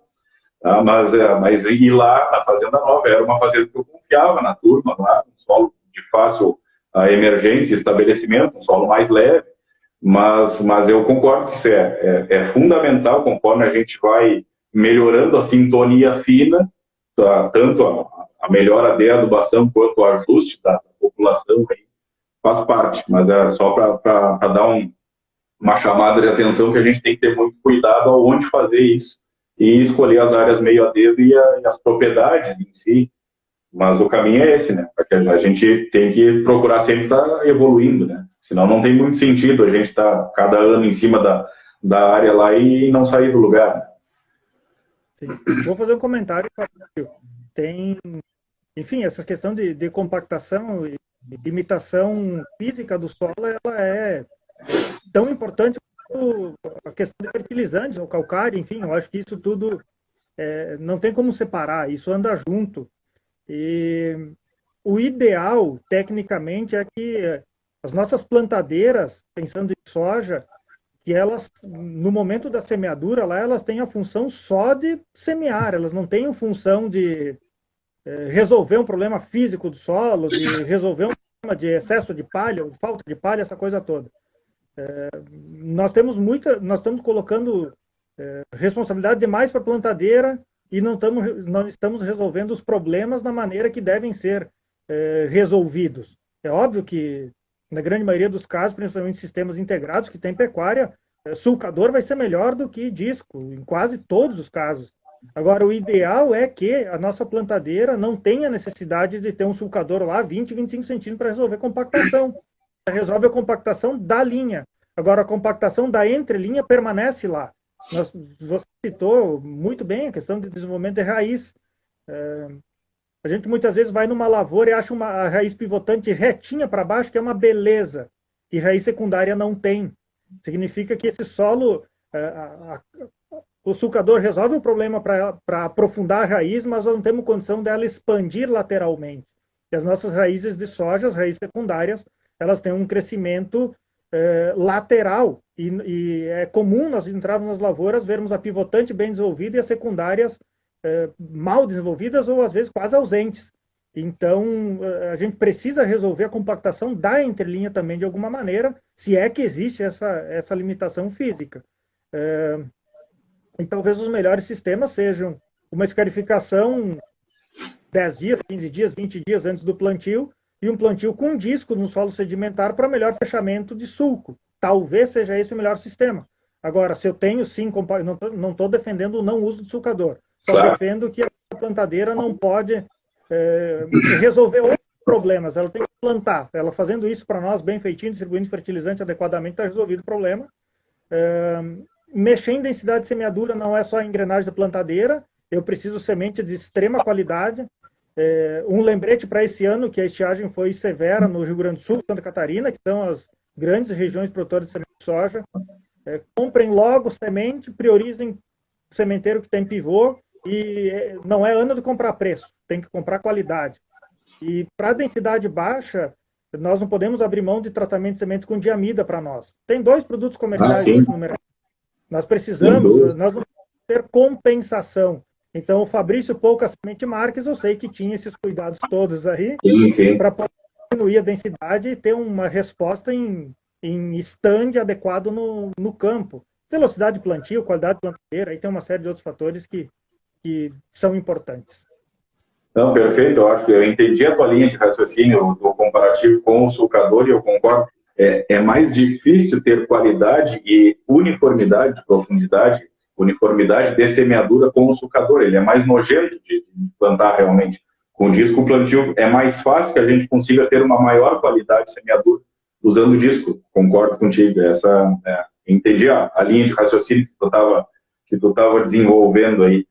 Anderson, acho que eu não sei se separou mais alguma coisa, eu tenho essa questão do potássio para a gente focar um pouco no teu mestrado, né? E eu achei aqui uma coisa de um congresso da Preside, um papelzinho aqui, pessoal. Eu estava procurando o boletim técnico, esse que eu mostrei, esse que o Anderson participou, e acabei achando num bloquinho de notas aqui umas anotações minhas do congresso da Preside. E tinha essa questão, eu citei isso ontem, na live de ontem, e hoje achei praticamente as mesmas coisas que eu tinha dito na live de ontem, eu achei uma anotação que eu fiz no Congresso da Preside, uma palestra de manejo de doenças através da fertilização. Foi o Marcelo Carmona que proferiu a palestra. E a questão do potássio, né? Agora que eu quero entrar nesse tema aí, além da questão da produtividade em si, que a gente vai focar nisso, tem a questão da sanidade, tem relação direta com a sanidade da lavoura. Ontem eu citei o caso do arroz, né? Mas a linha de raciocínio serve para a soja também, e essa questão das coisas que tem anotadas aqui, ó. Potássio diminui a intensidade de doenças tanto bio quanto necrotróficas, biotróficas e necrotróficas. Lembrando que biotróficas é o caso da ferrugem, né? Que precisa de célula viva para completar o ciclo. Tá? Em questão de doenças fúngicas, potássio no final do ciclo aumenta em 70%, aliás, reduz em 70% a intensidade de doenças fúngicas. Mesmo em solos com alto teor de potássio, há resposta na diminuição da incidência de doenças. Tá? Porque o potássio, além de ser um ativador enzimático do sistema imunológico, ele torna as plantas mais fortes. A questão da estrutura da planta vai ter mais lignina, e além de ter a planta, a estrutura, a questão da robustez da planta, serve também como uma barreira física para a penetração do fungo, esse alto teor de lignina da parede celular. Então, só para a gente introduzir a importância do potássio, além da questão da produtividade, né, a questão com a sanidade da lavoura. Né? Eu tinha citado, no caso do arroz ontem, mas eu acho que era pertinente repetir esse tema aqui, falando da soja. Tá? Então, o que eu queria que a gente entrasse um pouco nos teus dados do mestrado, né? Eu sei que tem os níveis de resposta de potássio e a questão do fracionamento do potássio também foi um dos temas aí que tu estudou na tua dissertação. Então, te devolvo a palavra para explanar um pouco para nós aí sobre isso.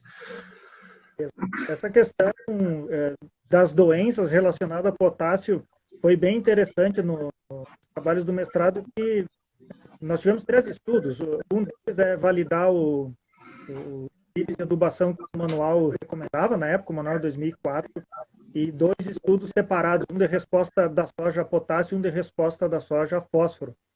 E os manejos de fungicida, eles eram exatamente iguais para todas as parcelas, todos os tratamentos. E as parcelas testemunhas, ou com nível baixo e médio de potássio, a Cultivar 5909 fez parte de alguns ensaios, são ensaios de 2012, 2013, então faz um tempinho. Sim. Nós realizamos 4 aplicações de fungicida, igual para todos os níveis de nutrição. E as parcelas com menor nível de potássio chegaram em final de ciclo com todas as doenças possíveis aí. Tinha ferrugem, tinha tracnose, tinha cercospora, tinha oídio, tinha quase todas lá. E à medida que subia os níveis de potássio, chegava no final com uma sanidade excelente, nota 10. Então, realmente, fazer uma analogia aqui, não que ela seja verdadeira. Uma boa nutrição de potássio equivale a uma boa aplicação de fungicida. Num resumão, não tão direto, mas em resumo seria isso. Sim.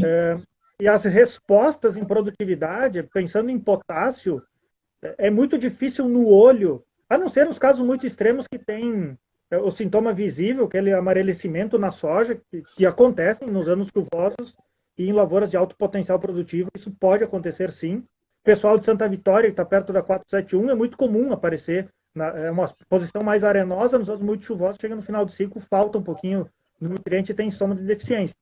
Mas é muito difícil a olho você determinar que uma lavoura está bem ou mal nutrida de potássio. Para fósforo, você bate o olho e você vê. Está bem nutrida, tem mais engalhamento, mais ramificação e tamanho de folha. Uma lavoura bem nutrida tem folhas maiores do que uma lavoura mal nutrida em termos de fósforo. O potássio, ele se manifesta no final do enchimento de grãos, se está bem nutrido ou não. Lavoura bem nutrida, a planta tem uma coloração uniforme de cima a baixo na maturação, e os grãos do topo, da parte superior, são bem cheios. Lavoura que falta potássio, fica um degradê. A parte de cima da lavoura fica escura, fica enegrecida, enquanto o terço médio inferior fica amarelo, fica cor de soja, digamos. Então, você tem uma tonalidade de cor na planta. E isso é muito fácil de ver nas lavouras. Lavoura que terminou o ciclo e o ponteiro dela está escuro, provavelmente faltou potássio. E essas são lavouras com um grão muito pequeno no topo, no terço superior. Nós fizemos os componentes do rendimento dividindo as plantas em 3 partes. Componentes: número de vagem, número de grão por vagem, peso de grão. A gente dividiu as plantas em 3 partes: terço inferior, médio e superior. E o peso de grão no terço superior, quando falta potássio, ele é muito pequeno, ele é muito baixo. Principalmente para cultivar indeterminada, que enche primeiro os grãos do terço médio e inferior. Enche de baixo para cima, digamos. Então, quando falta o nutriente, se manifesta no topo, que é o último grão a encher. E essa questão, só fazendo uma parte, essa questão que falou da aparência da planta, ela começa a extrair o potássio da folha, né? E por isso que fica essa questão toda aí, começa a sugar da folha para conseguir mandar para o grão aí, e fica essa questão necrosada da folha, né? Essa aparência mais escurecida, ela não lora, né? Ela enferruja na aparência que fica, né? A lavoura que começa a maturação e se acaba em 2, 3 dias, essa é uma lavoura mal nutrida, sempre. Então, a lavoura bem nutrida, ela tem um tempo maior entre o início do amarelecimento e o ponto de colheita. Isso tem que durar aí 7, 10 dias. E tem lavouras que para nós começou em pouquinho tempo, foi-se, acabou.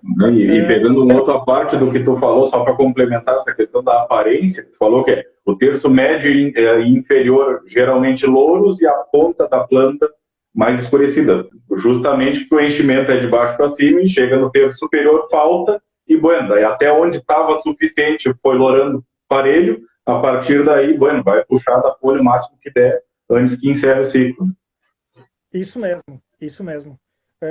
Em termos de resposta, assim, nos trabalhos que nós tivemos na minha dissertação, antes que eu avance, um agradecimento super especial ao professor Ibanor Anguinoni e todos os professores da URGS. Não estava esquecendo de agradecer o meu orientador, me ajudou e me ajuda muito. Mas nós tivemos resposta a potássio, assim, a dose de máxima eficiência econômica, isso era preço de soja lá de 2014 e preço do adubo de 2014. De acordo com a relação de preço do grão, preço do insumo, tem uma variação de dose de máxima eficiência econômica. Mas, na época, a média de 4 ensaios feitos em Cachoeirinha, Capivari do Sul, Cachoeira do Sul e São Gabriel, nós tivemos a dose de máxima eficiência econômica em 122 quilos de K2O. A menor foi em São Gabriel, solo com argila expansiva, foram 111 quilos a dose de máxima eficiência econômica, e a maior dose foi em Capivari do Sul, o solo mais arenoso que nós tivemos, com 131 quilos de K2O, sendo a dose de máxima eficiência econômica. E os incrementos de grão de soja por hectare, solo bem arenoso de Capivari do Sul, nós tivemos 1,7 toneladas de grão de soja incrementado pelo potássio. Então, eu coloquei todos os nutrientes no nível adequado e tive variação de dose de potássio. 1,7 toneladas foi o incremento só pelo potássio.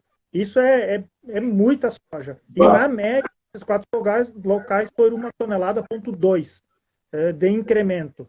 Bom, depois da colheita desses ensaios, procedemos coletas de solo e análise química para saber se ficou ou não nutriente no solo. E o potássio simplesmente some depois da soja. Você coloca uma dose média ou alta, você colhe um volume bom de soja, pós-colheita, esse nutriente ele não está mais no solo. Lógico que foram anos, foi uma safra um pouco mais chuvosa. Esse ano talvez tenha, porque nós estamos colhendo pouca soja e tem chovido pouco pós-colheita, então talvez os nutrientes ainda estejam lá. Mas nos anos mais chuvosos, para solo sedimentar, nutrientes móveis, nós temos perda por escorrimento superficial. Então, quem aplica cloreto de potássio uma vez só e tem uma chuva grande pós-aplicação, seguramente 20%, 30%, 40%, dependendo da situação, é perdido. E isso nós precisamos agronomicamente resolver. Então, fórmulas de adubo que tenham fósforo bastante alto, de preferência mais de 30 de fósforo na fórmula, e potássio entre 10 e 15, na linha de semeadura, eu estou expondo a uma menor perda do potássio que é nutriente móvel. Se chove e ele está na linha de semeadura, ele está, de certa forma, mais protegido do que a lanço. E um dado importante da literatura, até dos argentinos, que tu citou, o Marcelo Carmona, a soja indeterminada, que é o que nós plantamos hoje, ela absorve aproximadamente 75% do potássio depois da floração. Então, imagina uma lavoura, tem a primeira flor lá, 75% mais ou menos potássio absorvido dessa fase em diante. Então, uma lavoura de novembro para nós, floração é final de ano, mais ou menos aí.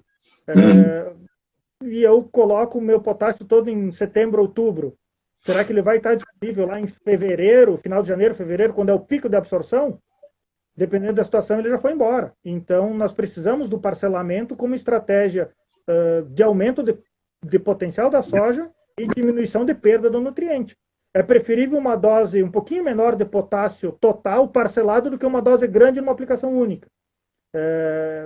O ideal é que nós tenhamos uma fórmula que tenha um pouco de potássio na linha de semeadura e um pouquinho antes da floração, o cloreto de potássio ou alguma forma, sulfato de potássio, enfim, alguma maneira de suprir esse potássio a lanço. É quando a planta está absorvendo. Aí, se tem umidade, existe resposta. Nós fomos, a nível de pesquisa, avaliar a resposta do parcelamento até em R5 na soja, que é enchimento de grãos, início do enchimento, nós fomos até R5.2, 20%, 30% de enchimento de grãos.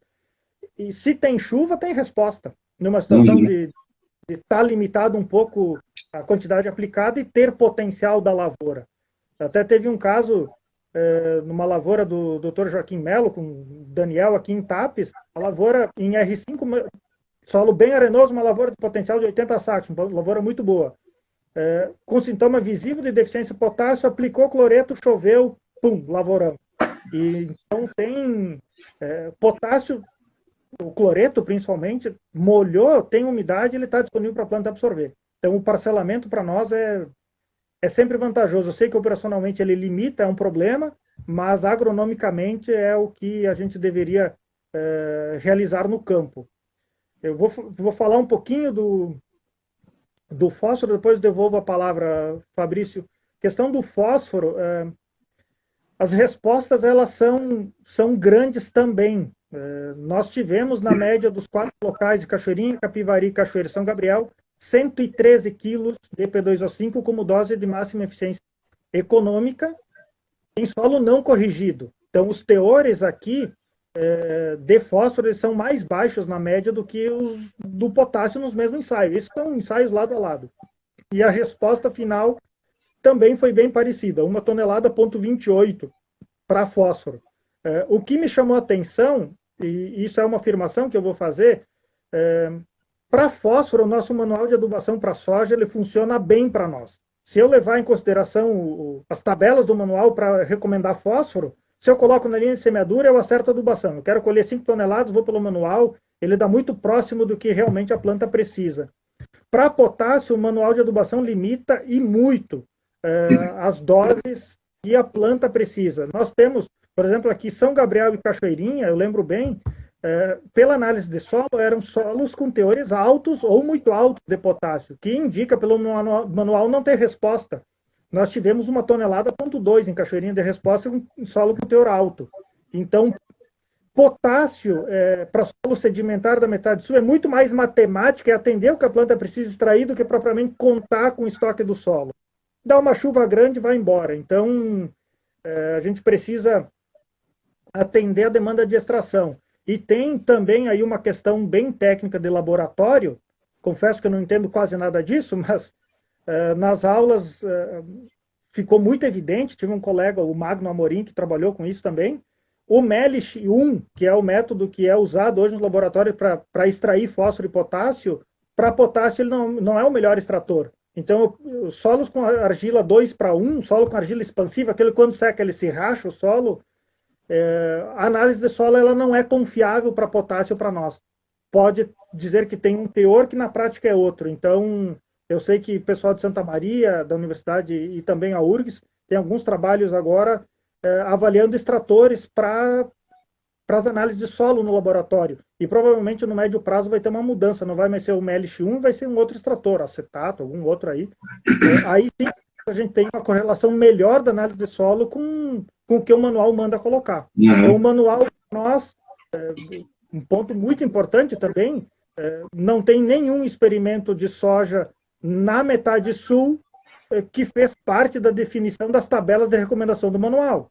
Como é que a gente vai levar em conta algo feito no solo vermelho do Planalto de Santa Catarina para uma situação de Jaguarão, Santa Vitória, Bagé, Dom Pedrito, Livramento, Uruguaiana?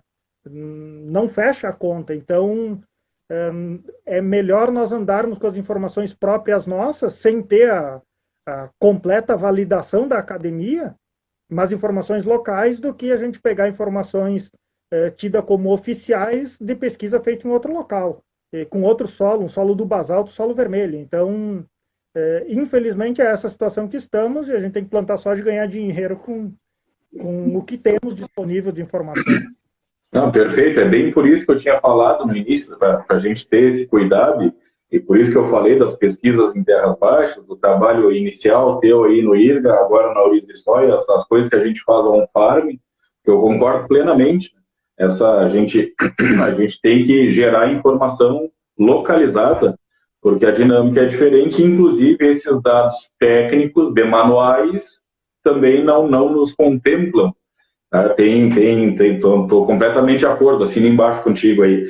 Só tem um comentário para fazer dessa questão do potássio dessas áreas de argila expansiva, fora essa questão do extrator, que não é a primeira vez que eu escuto, também já tinha visto falar que o pessoal está procurando mudar o método, mas tem uma coisa que eu comecei a fazer, Anderson, nesses solos, tem o caso que tu falou aí de argila expansivas, argila 2:1, né, para o pessoal entender, quando ela umedece, ela expande, e quando ela seca, ela contrai e acaba rachando o solo. Aí, o que eu estava observando, geralmente esse tipo de solo tem teor de potássio alto e CTC alta também. Então, se tu vai ver o teor do potássio, tu vai te guiar a tomada de decisão da definição de dose pelo teor de potássio e a tabela do Rolas ali, vai dar uma cagada grande, com o perdão da palavra, porque se a gente for fazer a conversão para o que está disponível, a saturação de potássio, que teria que ser entre 13% e 5%, não chega a 2% nesse tipo de situação. Daí, teores muito altos pela tabela ali, vai fazer a conversão, tá 1,4, 1,7 a saturação do potássio.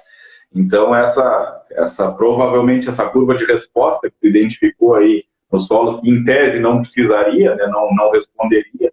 Eu acho que é por aí o caminho, porque é uma coisa que eu estava observando nas áreas que a gente atendia aí, na região da campanha, principalmente, que tinha muito essa característica aí, o teor de potássio é altíssimo, mas tu vai converter ele a saturação de potássio para ver quanto é que está disponível ali e não chega a 2%, sendo que o ideal teria que ser acima de 3, né, de 3 a 5.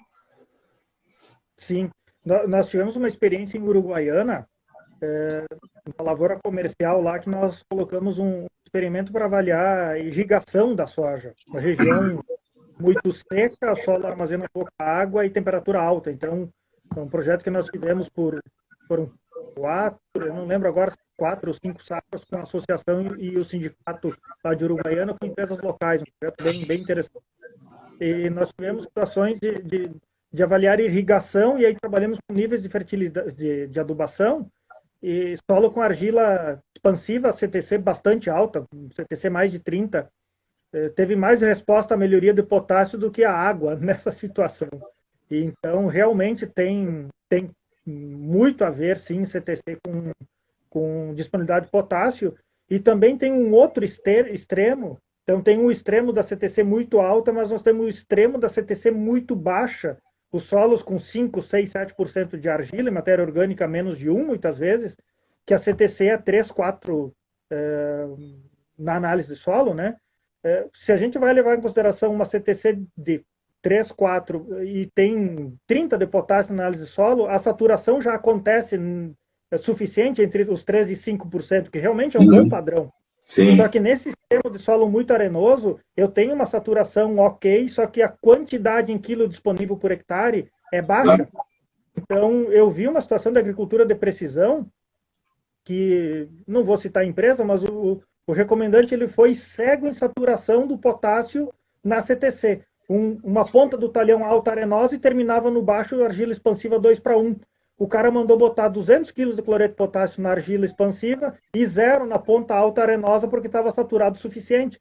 Eu disse, cara, do ponto de vista de correção do solo, ok, mas do ponto de vista da adubação da cultura... Claro. Então, esses extremos de solo que nós temos na metade sul, que isso praticamente não tem no norte, é que nos dão um embaraço maior no recomendar. E a gente chega nas propriedades do talhão 7, como tu falou anteriormente, como um bom exemplo, ao talhão Sim. de menor produção, muitas vezes a gente faz do mesmo jeito. Claro. E o desafio é contemplar a situação específica pontual de cada lavoura. Isso é realmente o desafio agronômico que nós temos, e é difícil chegar, com tanta variação de solo, chegar a ponto de atender tudo isso numa propriedade. Quase impossível. Claro. Anderson, eu vou fazer uma pergunta pessoal de casa de uma maneira geral. O Isidoro Bartes comentou que está trancando muito a live. Não sei se é geral, pessoal, nos confirmem aí se está trancando para todo mundo ou se é o caso específico dele ali, porque ele comentou que só tranca, tá? E para mim, aparentemente está normal aqui, não sei se está travando a live aí para o resto da turma que está acompanhando, mas o Isidoro fez um comentário, acho que é importante da gente confirmar aí. E Anderson, falta 15 minutos para fechar a segunda hora de live. Acho que agora vamos... Eu não sei se tem mais algum comentário das coisas que tu tinha anotado, mas para a gente ver... o pessoal está dizendo que de uma maneira geral está bem. Tá, então acho que é o caso, deve ser uma instabilidade específica da internet do Isidoro ali que travou para ele lá. Tá, mas eu acho que para nós dar uma recorrida nas perguntas aqui, né? Acho que ver o que o pessoal tinha comentado para interagir um pouco com a turma aí antes de encerrar. Porque a gente passa rápido, a tal das 2 horas, né? E era para ser 1 hora de live. A gente tem feito 2, geralmente, e ainda assim é rápido, a gente tem que dar uma acelerada no final para não ir para a 3ª hora, né? Então, vamos ver se o que a gente tem de perguntas aqui da outra parte da live. Eu tinha deixado aberto aqui. Deixa eu ver. Quando se faz correção de fósforo e potássio sem observar os níveis adequados do pH do solo, após conhecimento da situação e aplicação de calcário, consigo ter eficiência desses nutrientes que não foram disponibilizados? Vou ler de novo. Quando se faz correção de fósforo e potássio sem observar os níveis adequados de pH no solo, após o conhecimento da situação e aplicação de calcário consigo ter eficiência? Ah, tá. Agora eu entendi. A pergunta é assim, o que ficou no solo se após o calcário vai disponibilizar aí. Na verdade, tem um sim e um não, né? Tu quer responder? Porque a dinâmica do fósforo e do potássio vai ser completamente diferente, né? Vai ser diferente. Quando isso acontece, é óbvio que existe uma melhor, assim, no geral, é melhor fazer isso do que não fazer, né? Claro. Tá nessa questão. Mas o fósforo, a tendência é que tem uma disponibilidade, né? Os nutrientes com carga negativa, se aumenta o pH, eles ficam mais disponíveis, mas fazendo o inverso pode ter uma formação de fosfato de cálcio em algumas situações e diminuir um pouquinho a eficiência do fósforo aplicado. Ideal é que não seja nessa ordem, primeiro calcário, depois fósforo e potássio. Tecnicamente, teria que ser o inverso. Mas entre fazer e não fazer, se é essa situação, faz, sem dúvida. Claro. Tem outra pergunta que eu acho interessante, que é bem atual, que é a questão da safra aí. Que a pergunta é a seguinte: como ocorreu uma quebra de safra na maior parte do estado, a função da estiagem, né? Poderia então discorrer um pouco sobre o manejo diferenciado na adubação da soja dessa safra? Para mim, assim, para a metade sul, o que vai ditar se pode contar com o residual da safra que passou e nós colhemos pouco, vai ser o inverno. Se o nosso inverno continuar seco, vamos colocar a primavera, porque setembro, outubro, muitas vezes São Pedro abre a torneira e nós temos as enchentes da Expo Inter, né? E São Miguel e por aí vai. Então, se segue seco até a nossa próxima safra, início dela pelo menos, eu acredito que pode sim contar, desde que a lavoura foi bem adubada, né? Agora, se nós temos períodos de chuvas intensas, para os nutrientes móveis, aí volta a estaca zero. O que manda é o fator água. Então, eu torço para que nós tenhamos chuva para armazenar água, para plantar arroz, para plantagem, por aí vai. Mas se a chuva, em algum período, for chuva grande, principalmente potássio, volta a estaca zero, faz adubação, cano cheio normal. Fósforo, ele acaba ficando mais no solo, ele é menos perdido, poderia contar sim com residual de fósforo. Potássio depende de chuva. E tem mais a relação aí se vai ter ou não uma cobertura, uma ciclagem, né? Nesse inverno aí. Então, se não tiver, tanto pior, né? Se a gente não tiver uma cobertura, uma forrageira, uma cultura cultivada ali, aproveitando, mantendo esses nutrientes que ficaram no solo aí, que não foram extraídos pela soja, né? Que se adubou e acabou não se extraindo por causa da produtividade mais baixa. Se a gente não tiver uma planta de cobertura aí para ciclar, bueno, potássio mesmo, como tu falou, a questão da mobilidade dele, vai-se embora, né? Então a gente não vai, a única maneira da gente manter esse potássio, porque alguma hora vai chover, né? Sendo bem objetivo, não vai ficar para sempre sem chover. Então, se não tiver uma planta cultivada para manter esse potássio no ciclo, esquece ele, né? O fósforo ainda vai ficar, como é imóvel, ainda a gente vai conseguir que ele permaneça lá. Isso, inclusive, fica destacado.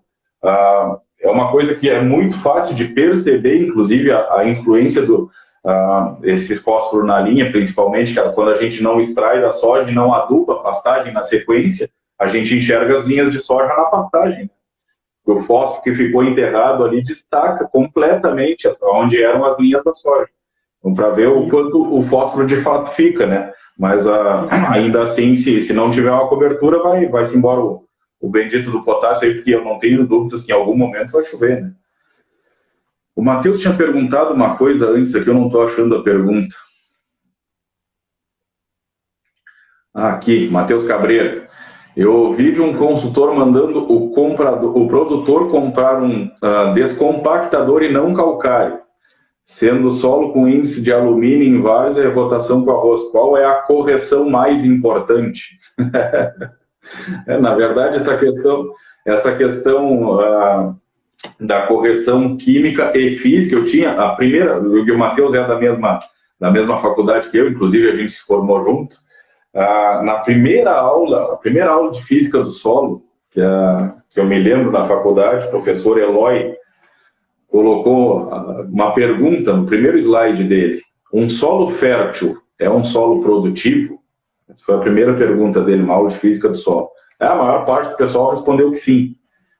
Não necessariamente. Se a parte física estiver comprometida, não adianta nada a correção química, porque, inclusive, a gente já falou bastante sobre isso hoje. Na verdade, a correção mais importante é as duas, né? Não tem como a gente eleger uma das duas, porque se fizer uma e não fizer a outra, a que não foi feita vai limitar. Ponto. A resposta, a bem da verdade, é isso daí. Se calcarear e não descompactar, a compactação vai limitar. Se descompactar e o alumínio estiver alto, não vai desenvolver raiz de qualquer maneira. Então, não tem, nesse caso, não existe escolha, tem que fazer os dois. Né? Exato, concordo. Vamos ver o que mais tem aqui.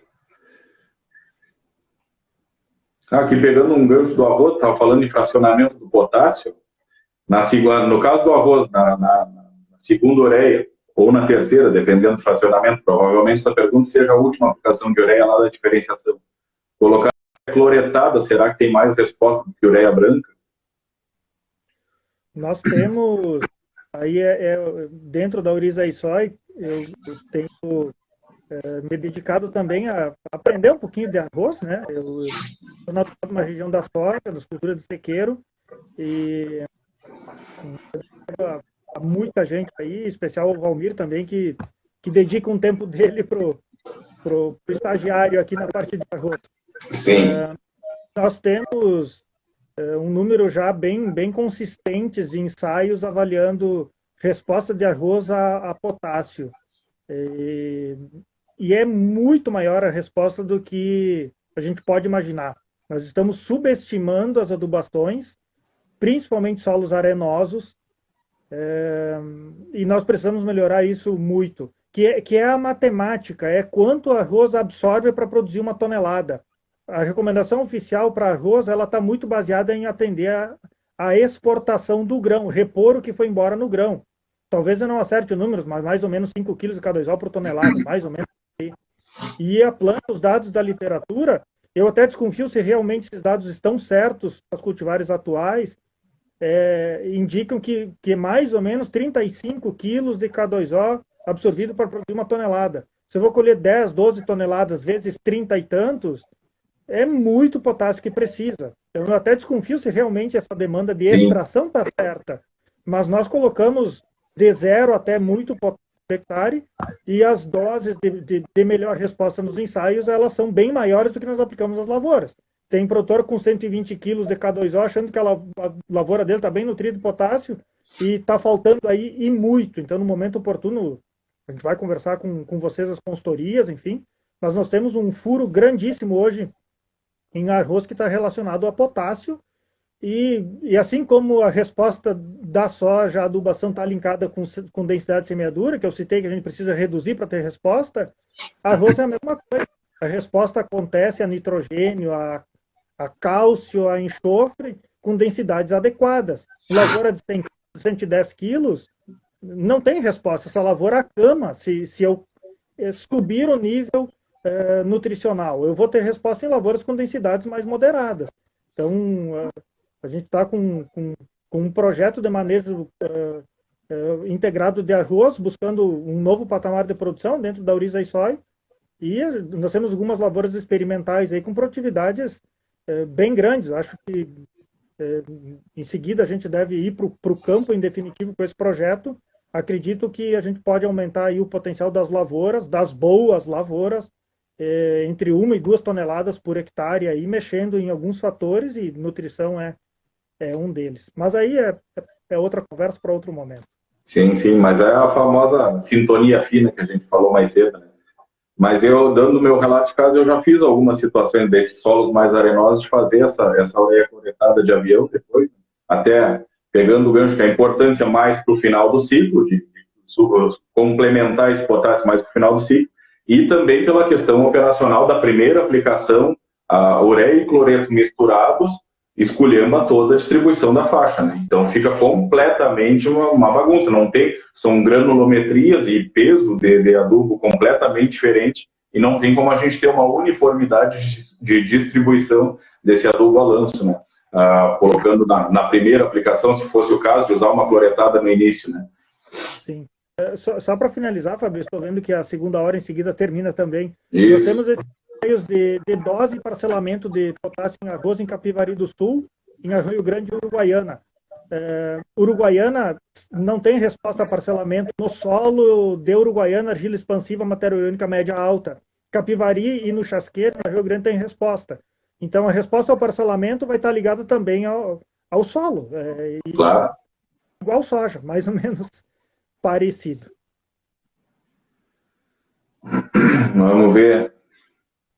E o enxofre, vamos fazer mais uma pergunta aqui que eu acho que dá tempo ainda, faltam uns 3 ou 4 minutos. Questão do enxofre para soja na linha ou a lanço. O Anderson perguntou, teu tocaio aí, ó. Tocaio. Nós temos basicamente duas grandes formas, né, de enxofre: o solúvel, né, o sulfato, e o elementar. E alguns fertilizantes eles têm os dois, né? Na fórmula tem o solúvel e tem o elementar, que depende de reação no solo. Se for solúvel, pode ser a lanço sem problema, ele vai ter uma solubilidade rápida e desce no solo. Agora, se está mais na base elementar, é melhor concentrar, porque a reação dele é um pouco mais lenta.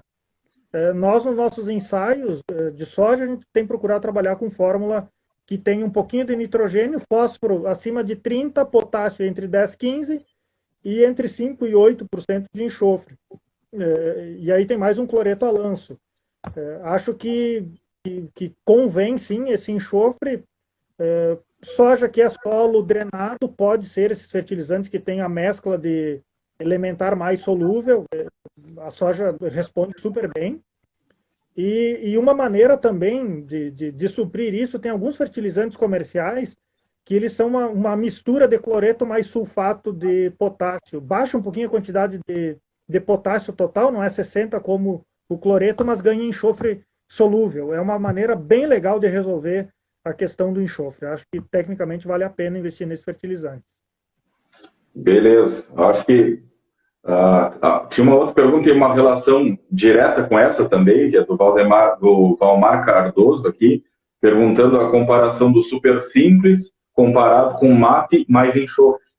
A questão, para mim, a grande questão do super simples, não vai ter nitrogênio, vai ser fósforo e enxofre e cálcio, né? Mas é a questão da concentração, principalmente. Um adubo que vai demandar uma dose muito alta, né? Comparando com o MAP mais um complemento de enxofre aí. Então, na minha opinião, é a questão da dose, questão operacional vai influenciar muito. E se a gente for fazer uma questão matemática também, provavelmente por pontos de nutriente, eu acho que vai acabar ficando mais caro. Então, o Instagram está me avisando aqui que falta 30 segundos, não vai dar tempo da gente expandir de novo. Então, Anderson, antes que interrompa a live, te agradeço profundamente aí a participação e vamos em frente, tem bastante coisa para a gente evoluir ainda. A sintonia fina ainda tem muito chão. Eu que agradeço, Fabrício, a ti, a Pedra Moura e a todas as pessoas aí que estão participando. A gente espera que de alguma maneira tenha